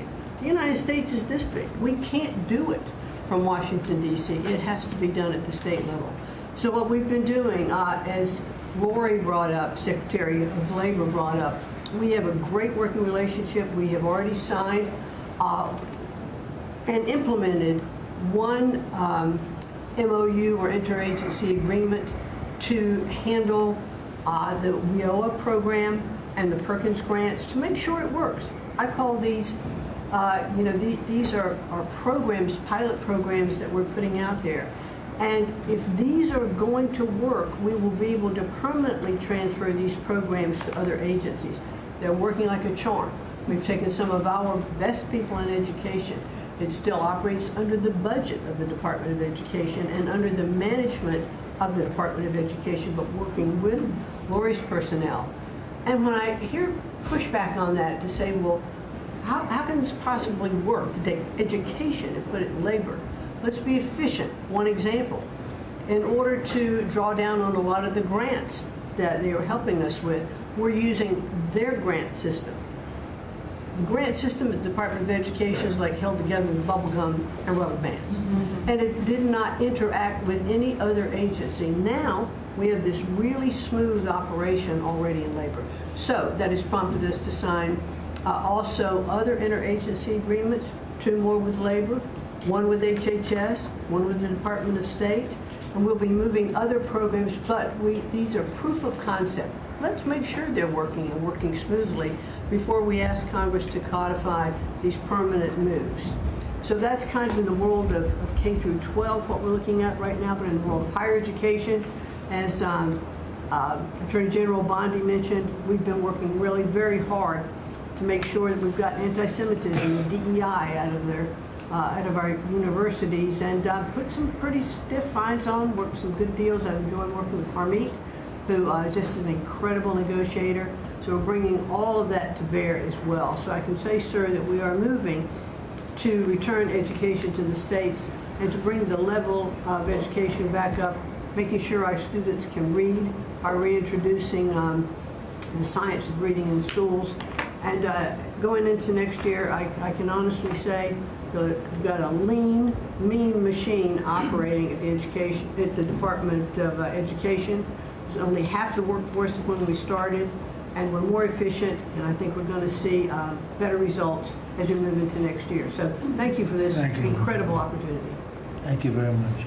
Thank you, Mr. President, during this holiday season for empowering us at HHS, me, Dr. McCary, Jay Bhattacharya, and Dr. Oz, to change the trajectory of this agency towards public health in a way from the tradition of serving the mercantile interests of the medical industrial complex and the big pharmaceutical companies.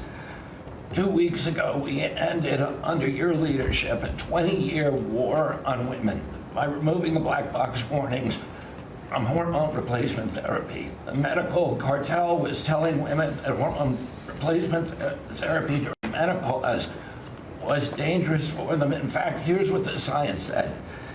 It diminishes the risk of fatal heart attacks by 25%, cardiac disease by 50%, Alzheimer's by 35%, bone fractures by 50 to 60%.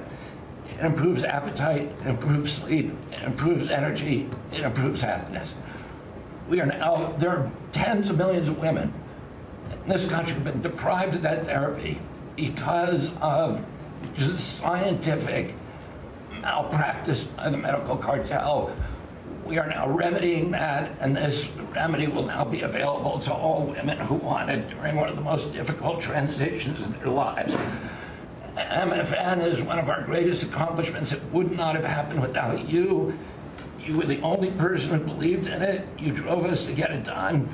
We've now made agreements with the 5 biggest pharmaceutical companies. We have 12 more in the lineup to make agreements.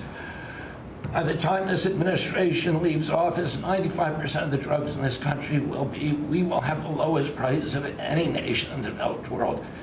Americans are already getting the benefits from these. These companies are already lowering these prices dramatically, as you noticed. And then this week, Howard at Department of Commerce and Jameson at the U.S. Trade Representative made a bargain with Great Britain to raise their drug prices in conformance with your promise that the Europeans would raise theirs to counterbalance us lowering ours, and therefore we would keep intact the ecosystem of innovation and protect innovation. So congratulations on that, Mr. President.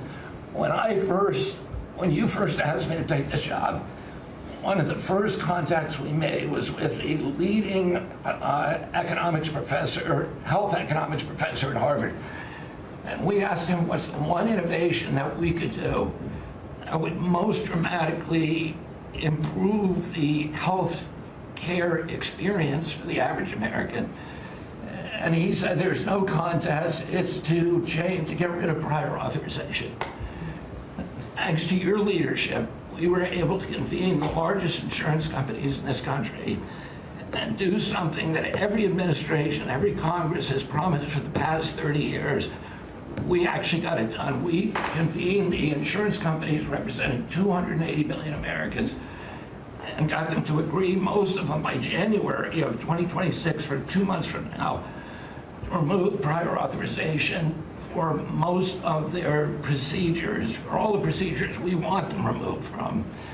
And that means that American patients at the point of care will be able to get an answer immediately. If your doctor says you need knee surgery, you will know before you leave that doctor's office whether your insurance company will pay for it or not.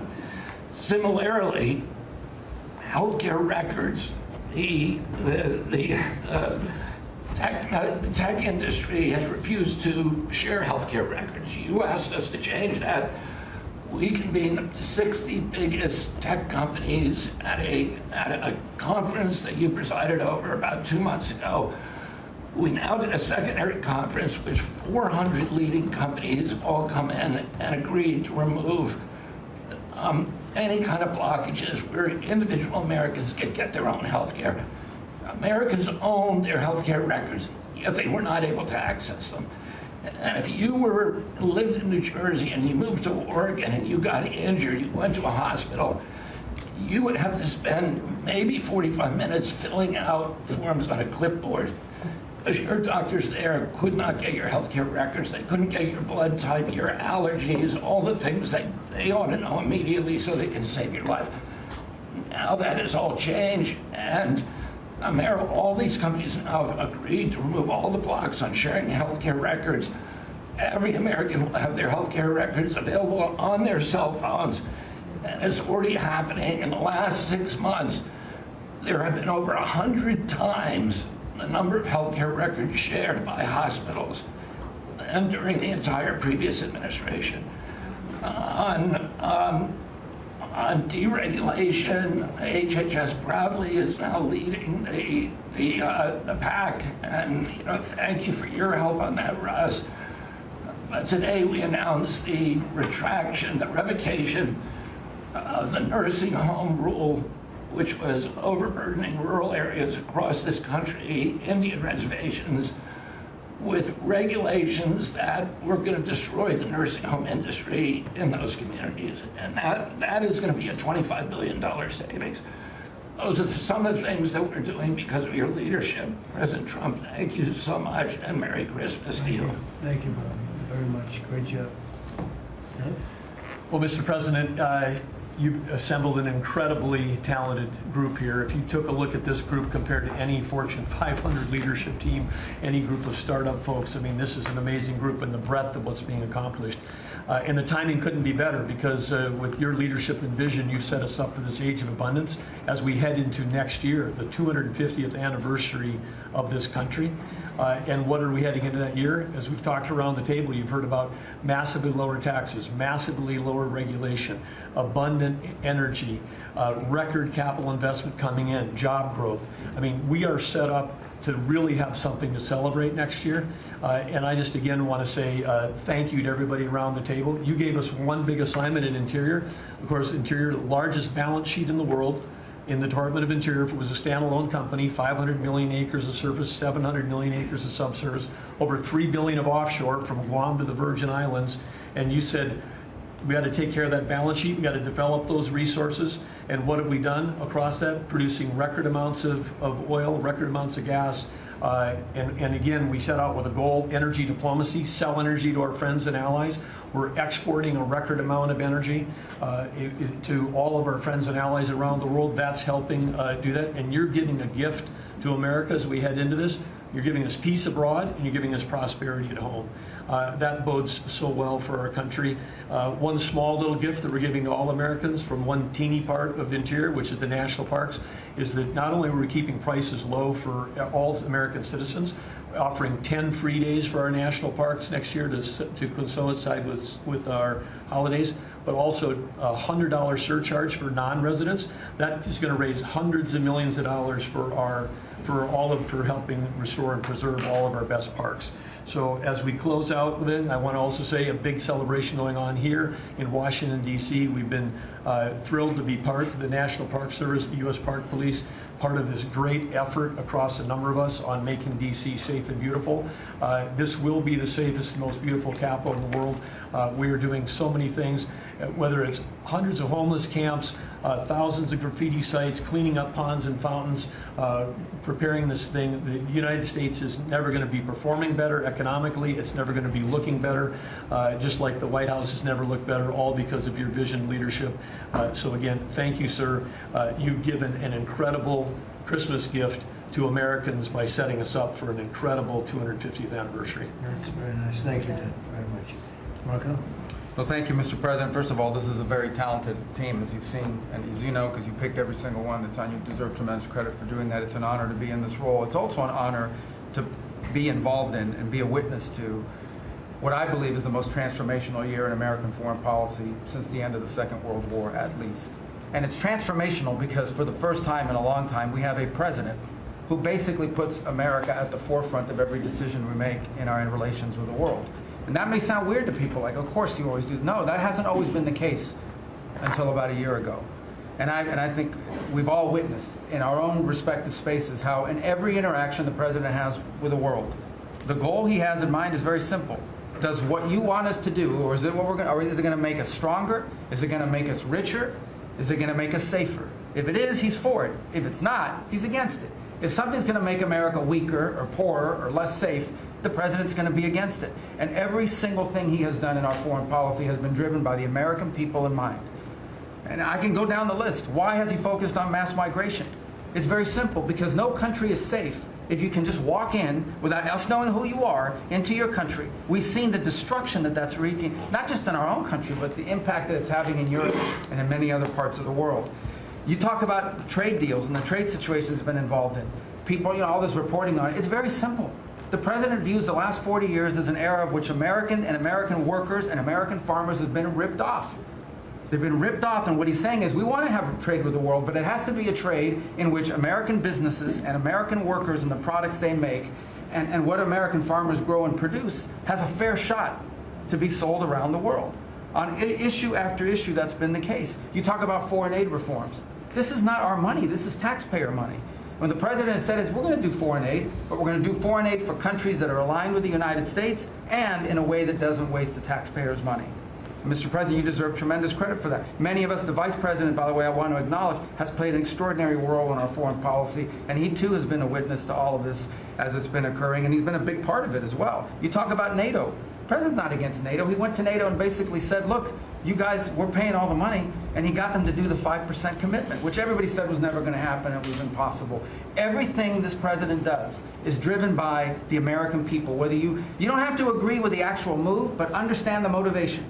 The motivation is always you, the American people, and what's good for you, for your family, for the country, and for our economy. But the president is also committed to peace in a way that all of us have seen. He achieved in Gaza, and he does it, by the way, not just because he hates war and he thinks wars are a waste of money and lives, but because he's the only leader in the world that can. No other leader in the world could have pulled off what happened in Gaza. And I can tell you, I can't get into the details. The Vice President knows what I'm talking about. That deal doesn't happen without the president's direct interaction with the leaders that were involved in this decision making. And everyone said that deal couldn't hold. And then the president shepherded through the United Nations of all places to get a global coalition of countries to line up behind the peace deal, behind the border peace.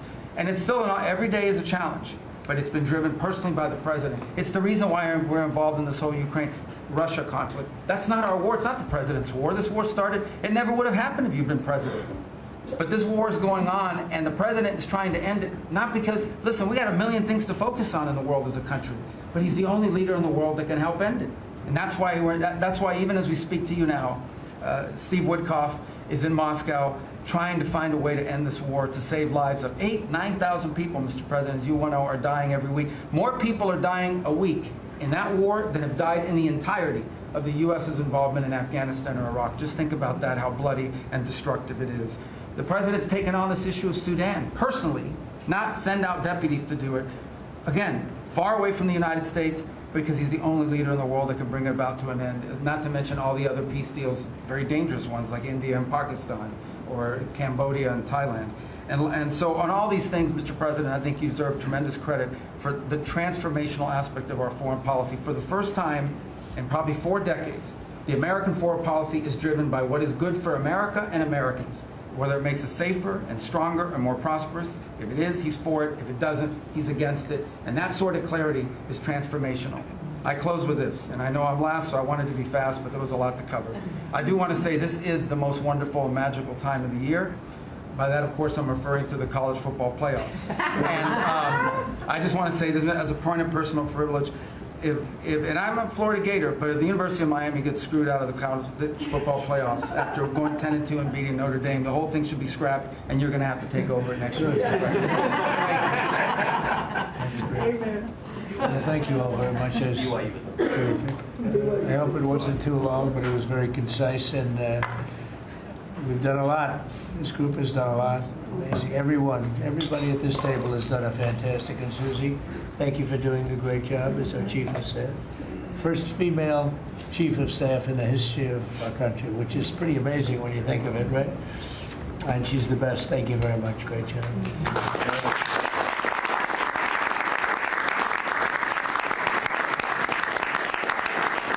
So after that, do you want to ask any questions? Mr. President, there's been a lot of speculation about who the next Fed chairman could possibly be. You said you have somebody in mind. How many names were you given on the final list? And does that person currently work on the board of Federal Reserve? Well, I'd say that we probably looked at 10. Then Scott interviewed some people that I didn't know, but he knew. And a lot of people were involved in the process, actually, and Howard was involved. But I think we probably looked at 10, and we have it down to 1. Can you answer this? I want to ask you about Elon Musk, if I could. You talked about Elon Musk. You had him in dinner here in the White House. Is he now back in your circle of friends? Well, I really don't know. I mean, I like Elon a lot. He was a very, he really helped during the election with his endorsement. He felt strongly. Look, we had one problem. You know, I didn't want to have everybody have to have an electric car, and he makes electric cars. And yeah, I think we get along well. You know, on affordability, Mr. President, thank you. Yeah, one more. Yeah, when you talk about affordability, is going forward, are the American people, do you believe, getting impatient with the reforms that you're making? They've talked about it's about. I think they're getting fake news from guys like you. Look, affordability is a hoax that was started by Democrats who caused the problem of pricing, and they didn't end it. Look, they lost in a landslide. We won every swing state. We won the popular vote. We won everything. You take a look at districts. It was 2,750 to 500, 525. Because that was an affordability problem. We brought it down. Look at energy. Look at the gasoline price. That's like the simplest, and it's the biggest. Because if energy comes down, everything comes down. That's the way it works. We're going to be at 250. You said 199 in some places in the country, right? You said it. I didn't say it. And they won't check you. They'll check me. So you know, I like to use your number. 199 a gallon. Unthinkable if you go back a year and a half ago. It's unthinkable. So No, we're bringing the prices down, way down. Beef is coming down now. We've done certain magic, and beef is coming down. But we inherited horrible prices. We inherited really the worst, again, the worst inflation in history. We inherited that. When I came in, that's what he had. And we fixed inflation. And we fixed almost everything, if you want to know the truth, including 8 wars. We got 1 to go, but including 8 wars. But when they always say, I watched today where they have a race going on right now in Tennessee, and this woman goes, affordability, affordability. They're the ones that caused the problem. The prices were way high. We're bringing the prices down. But they're like scam artists. You know, they're I call them con men and women. They come out, they say affordability, like, oh, I see price. We're going to get prices down still further. But we brought them down from the prices they cost. The reason that they had the highest inflation in the history of our country is because they had the highest prices. But we brought them down, and now we have normal inflation. Yeah, please. Mr. President, thank you so much for taking questions with your assembled cabinet. I wanted to clarify something that you had said on Sunday regarding the boat strikes near Venezuela. You had said that you didn't know if the second strike on that one boat had happened, but you wouldn't have wanted it. Now that your administration has acknowledged that it happened, do you support that second strike? And Mr. Secretary, I wanted to clarify something you had said in an interview back in September, I believe on Fox News. You said that you had watched that strike live on television. In real time, did you know that there were survivors after the initial strike? Well, look, all I know is this. Every boat that you see get blown up, we save 25,000 on average lives, 25,000 lives. They've been sending enough of this horrible fentanyl and other things like cocaine and other things, but fentanyl right now is the leader of the pack, to kill our entire nation. Because a little speck on the head of a pin can kill somebody. It's very dangerous stuff. I know so many people where their sons were drug addicts. They had one little sample, and they died. They died. They couldn't believe it. As far as the attack is concerned, I still haven't gotten a lot of information because I rely on Pete. But to me, it was an attack. It wasn't 1 strike, 2 strikes, 3 strikes. Somebody asked me a question about the second strike. I didn't know about the second strike. I didn't know anything about people. I wasn't involved in it. I knew they took out a boat. But I would say this, they had a strike. I hear the gentleman that was in charge of that is extraordinary. He's an extraordinary person. I'll let Pete speak about him. But Pete was satisfied. Pete didn't know about second attack having to do with 2 people.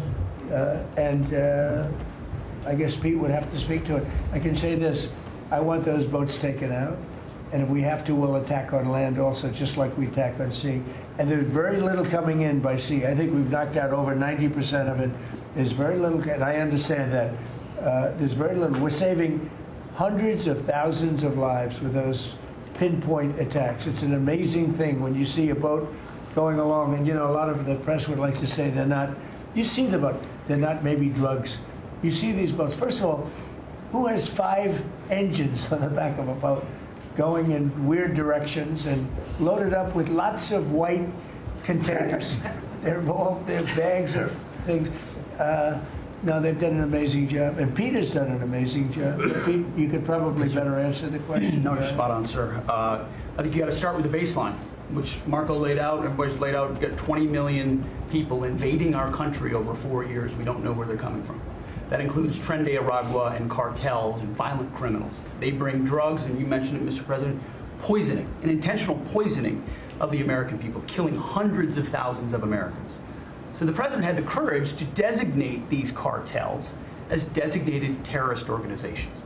Now, a number of us here served in the military and spent 20 years fighting terrorists like Al-Qaeda and ISIS on the other side of the world. How do you treat Al-Qaeda and ISIS? Do you arrest them and treat them, pat them on the head and say, don't do that again? Or do you end the problem directly by taking a lethal, kinetic approach? And that's the way President Trump has authorized the War Department to look at these cartels. And I wish everybody could be in the room watching our professionals like Mitch Bradley, Admiral Mitch Bradley, and others at JSOC and SOCOM and other commanders. The deliberative process, the detail, the rigorous, the intel, the legal, the evidence-based way that we're able to, with sources and methods that we can't reveal here that make sure that every one of those drug boats is tied to a designated terrorist organization. We know who's on it, what they're doing, what they're carrying. All these white bales are not Christmas gifts from Santa. This is drugs running on 4-motor fast boats or submarines that we've also struck. No one's fishing on a submarine.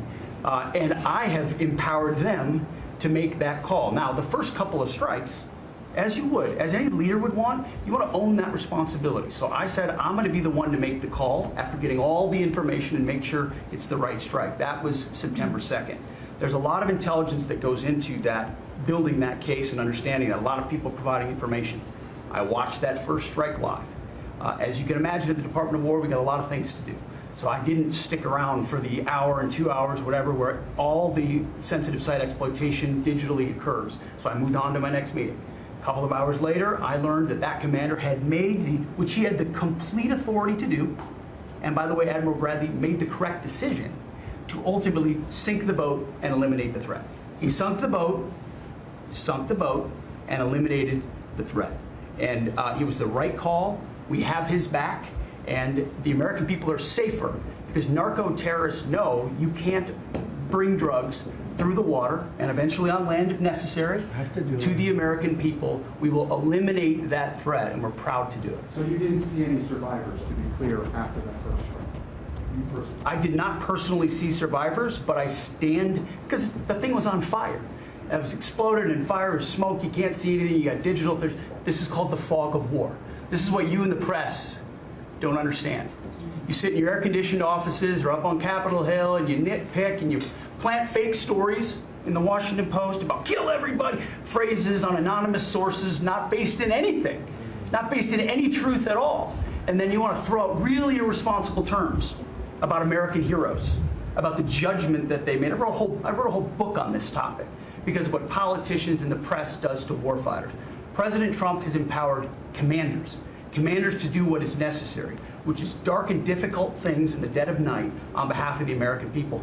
We support them, and we will stop the poisoning of the American people. And Mr. Secretary, on the second strike, you said it happened more than an hour after the first. Did I hear it correctly? I couldn't tell you the exact amount of time. Minutes, or you went off the room, is what you're saying. I already stated my answer quite clearly. So remember this, we lost last year, I think it was more than that, but you know, people don't like saying it because they always said 100,000, 115,000, numbers we've been hearing for years. So we lost last year more than 200,000 people, dead people, ruined families beyond the 200,000. And those 200,000, that family will never be the same. But these people have killed over 200,000 people, actually killed over 200,000 people last year. And those numbers are down. Those numbers are down. They're way down. And they're down because we're doing these strikes, and we're going to start doing those strikes on land too. You know, the land is much easier. It's much easier. And we know the routes they take. We know everything about them. We know where they live. We know where the bad ones live. And we're going to start that very soon too. Mr. President, thank you so much, Mr. President. You know what, when we start that, we're going to drive those numbers down so low. And then you're going to have families be able to live without the fear of their son or daughter just having a pill to have a little fun and ending up dying within a period of 60 seconds, right? No, we're not going to let that happen. We're not going to let it continue to happen. What Biden did to this country by allowing all these people, and I call them animals in many cases, I think they're animals, to come into our country and destroy our country and let all those drugs pour in. Let people just walk across the border like it was nothing. You look at them, a lot of them, you know, you say, oh, let's not discriminate. I'm not talking about color. I'm just talking about you look into the eyes of some of these people. We're smart. And you see a killer. Come on in. Just come on in. 11,888 murderers. Many of them committed more than one murder. He allowed them into our country, totally unvetted, totally unchecked. But he also allowed drugs to come in at record numbers. And hundreds of thousands of people a year died. And we're taking those son of a bitches out, yeah. Thank you so much, Mr. President, for taking over questions. I think this is the most transparent administration I have received. I'm impressed by these people. I'll tell you, how strong are you? You've been holding it for 2 hours. You know, there are very few physically. There are very few people who could do that. I'm very proud of you. Whoever the hell you are, I have no idea who you are, but you're strong. Thank you, Mr. President. Mr. President, last week, militia groups in Iraq attacked the Kurdistan region's gas field, the largest gas field, which even the U.S. companies invested in the energy sector in the Kurdistan region. And the Kurdistan Prime Minister requested the United States to provide them some sorts of means and defense system to defending their civilian infrastructure and U.S. investment in the Kurdistan region. Are you willing to providing them this support? And if I had this question, tomorrow the United States is going to open and integrate one of the... Can you speak louder? Yeah, of course. Is that possible? What? You're the most gentle, beautiful voice, but you're a very gentle person. Go ahead. Just take fewer words and louder. Yeah, sure. I will repeat my first question. Last week, the Iraqi militia groups attacked one of the largest gas fields in the Kurdistan region of Iraq, which even the U.S. companies have invested in these gas fields. Yeah. And then, are you from Iraq? I'm from Kurdistan, Iraqi Kurdistan. Okay. Yeah. Working for Huda Media Network. And the Kurdistan region prime minister, he requested the United States to providing them some sort of defense system to defending these gas fields and U.S. investment in the Kurdistan region. Are you willing to helping them? Well, we're going to look at it. I heard about it, and I'm hearing about it more now, frankly. It wasn't at the top of my list. It's a very unusual question, I think, but I assume you're from the area, and to you it's a very important question, and to me it is also, because people are being killed. I will say this, Iraq has been much different in terms of us than they were prior to us taking out the nuclear capability of Iran. You know, Iran has gone down many, many steps in terms of its fear factor. They were the bully of the Middle East, and they're really not the bully of the Middle East anymore. And Iraq was being bullied by Iran. You know, we had a president that thought it was brilliant to blow them up, and they blew them up, and all of a sudden, instead of having a power that was basically equal to Iran, they had Iran ruling the Middle East for a long period of time. But Iraq, from the day we hit them with those B-2 bombers and knocked out and obliterated, because CNN said, well, maybe it wasn't total obliteration. Well, it turned out it was totally obliteration. It was every single one of those missiles hit its target. It was actually amazing, but it was wiped out, totally wiped out. I will tell you, Iraq has been a much friendlier place. They talk to us. The Prime Minister actually nominated me along with about 78 other countries for the Nobel Prize. I'm the only one that was nominated by almost 100 countries that didn't get it. But that's okay. But I saved a lot of lives. I saved a lot of lives. But Iraq nominated us for the Nobel Prize, and that was a great honor. You know, we didn't expect that from Iraq. Iraq has been a much different place since the taking out of Iran the nuclear capability. Yeah, let's get to another question. Here we go. This guy's a beauty. Go ahead. Secretary Rubio mentioned your meetings ongoing in Russia today. Do you have any update from Mr. Wickoff and Mr. Kushner? No, because I've been spending too much time with you. I mean, we're spending a lot of time in here. We wanted to do this you talk about being open and transparent. This has to be the most transparent administration in history. We spent a lot of time answering your questions and giving you a lot of good, good results. I mean, I think everybody here gave you good results. But no, I don't. I will have after I leave here. But do you hope for a breakthrough, or is it not? I don't know. Look, I don't know. All I can tell you is that we're trying very hard to save 25 to 30,000 people, mostly men, mostly soldiers, every month. 25,000 to 30,000 soldiers. It's impossible. That's half a stadium. Take a big football stadium. Take half of those people in a stadium, and they're wiped out. They're killed every month. It's crazy. That war is crazy. It would have never happened with me, and it didn't happen for 4 years. And you just mentioned potential land strikes. Can you elaborate anything on that? I'll elaborate. If they come in through a certain country or any country, or if we think they're building mills for whether it's fentanyl or cocaine, I hear Colombia, the country of Colombia, is making cocaine. They have cocaine manufacturing plants, okay? And then they sell us their cocaine. We appreciate that very much. But yeah, anybody that's doing that and selling it into our country is subject to attack. So not necessarily just Venezuela. No, not just Venezuela, no. Venezuela's been very bad. Venezuela's been really bad in something else, probably worse than most, but a lot of other people do it too. They would send murderers into our country. They would empty their jails into our country. They sent people into our country that we don't want. They sent their drug dealers and their drug people into our country. They sent people from their mental institutions into our country, and we're getting them out.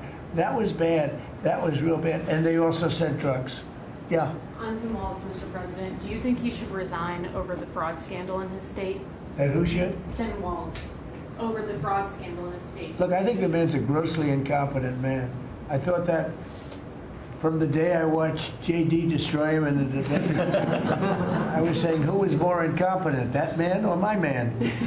I had a man and he had a man. They were both incompetent, and I had a man and a woman. I thought she was very incompetent too, but now she's leading the field, and I think she's leading the field in this for the nomination. Anyway, look, that's up to them. That's up to the Democrats. You know, the problem with them is they have really bad policy. And I'm not going to say what it is because I don't want them to change it necessarily. Because I want to run against it, whether it's not going to be me, it's going to be somebody that's going to probably sitting at this table. Could be a couple of people sitting at this table. Could be a couple of people running together sitting at this table, you know. But I want them to win because we've done a great job for this country, and I want that to be carried forward. And you know, I think we have a tremendous bench, really a tremendous bench. But no, I think that Walz is a grossly incompetent man. There's something wrong with him. Okay, there's something wrong with him. And when you look at what he's done with Somalia, which is barely a country, you know, they have no anything. They just run around killing each other. There's no structure.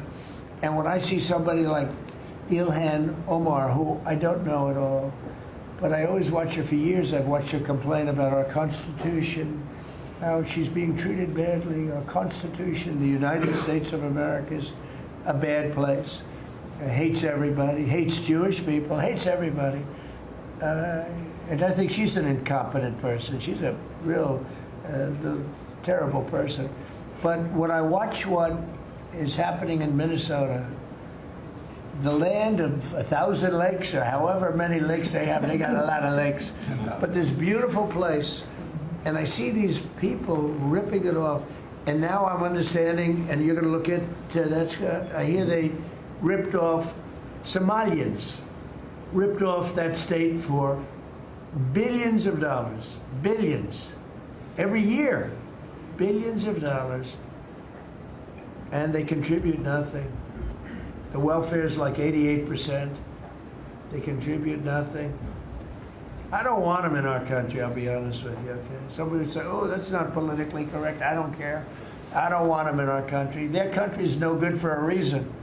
Their country stinks, and we don't want them in our country. I could say that about other countries, too. I can say it about other countries, too. We don't want them to hell. We have to rebuild our country. You know, our country's at a tipping point. We could go bad. We're at a tipping point. I don't know if people mind me saying that, but I'm saying it.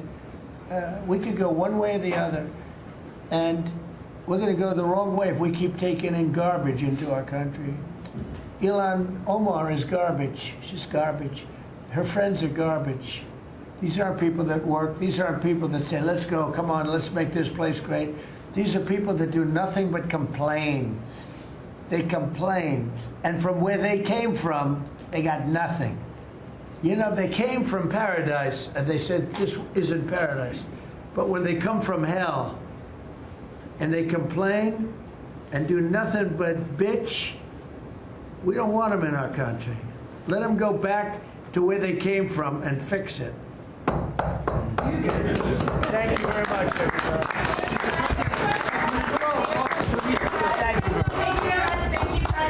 Mr. President, has the Bureau offered to leave?